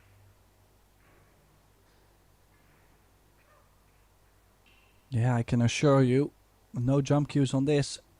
She has kicked one of those in before. Unfortunately, at that time, it didn't really give her any result, but this time I think it would give her a result. So watch that top left corner.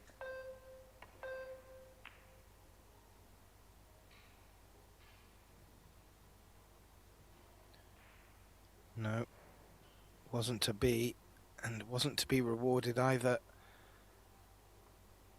with the second prize, because that one ball looks to have a path underneath the 4, Tim.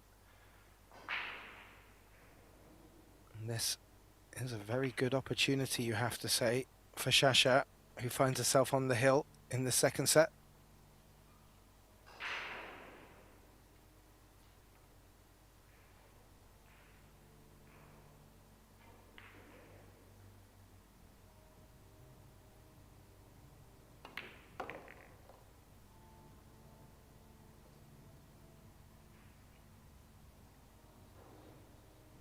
Well, so far so good. Nice angle on the 3. Can run the cue ball in between the 7 and the 4. Doesn't want a huge angle. Just a little one to go one reel down for the 5. She did get quite straight though, so might have to draw.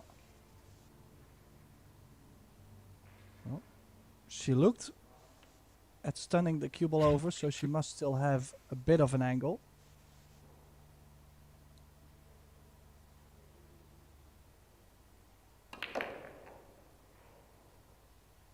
She had plenty to work with. Yeah, she just has been looking a lot more solid in this second set compared to the first. That might really be the difference for this match too.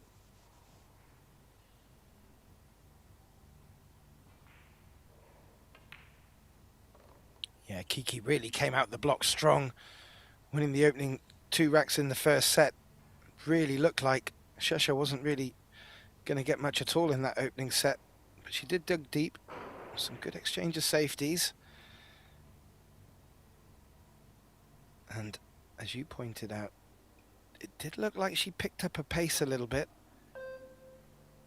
And so far, so good. Just these 4 remaining balls.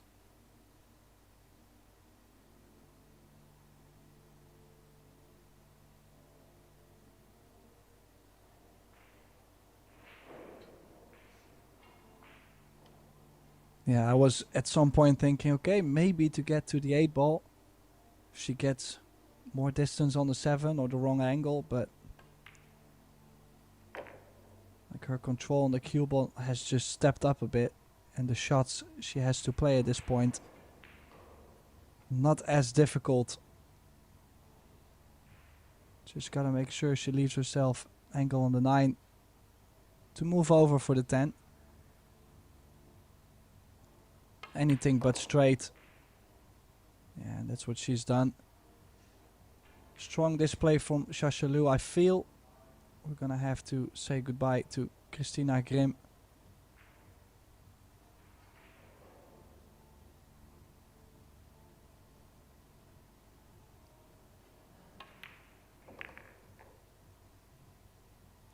Just like that, Tim.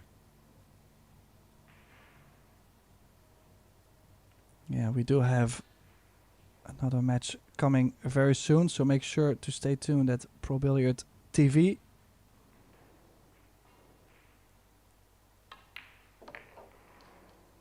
And down goes the 10. Yeah, our next match will be in approximately an hour. It is Shashalou advancing, Kiki Grimm going out. Thanks to Gethin Davis, myself being Tim de Ruiter. Thank you for joining us, and we'll see you back within an hour. See you soon.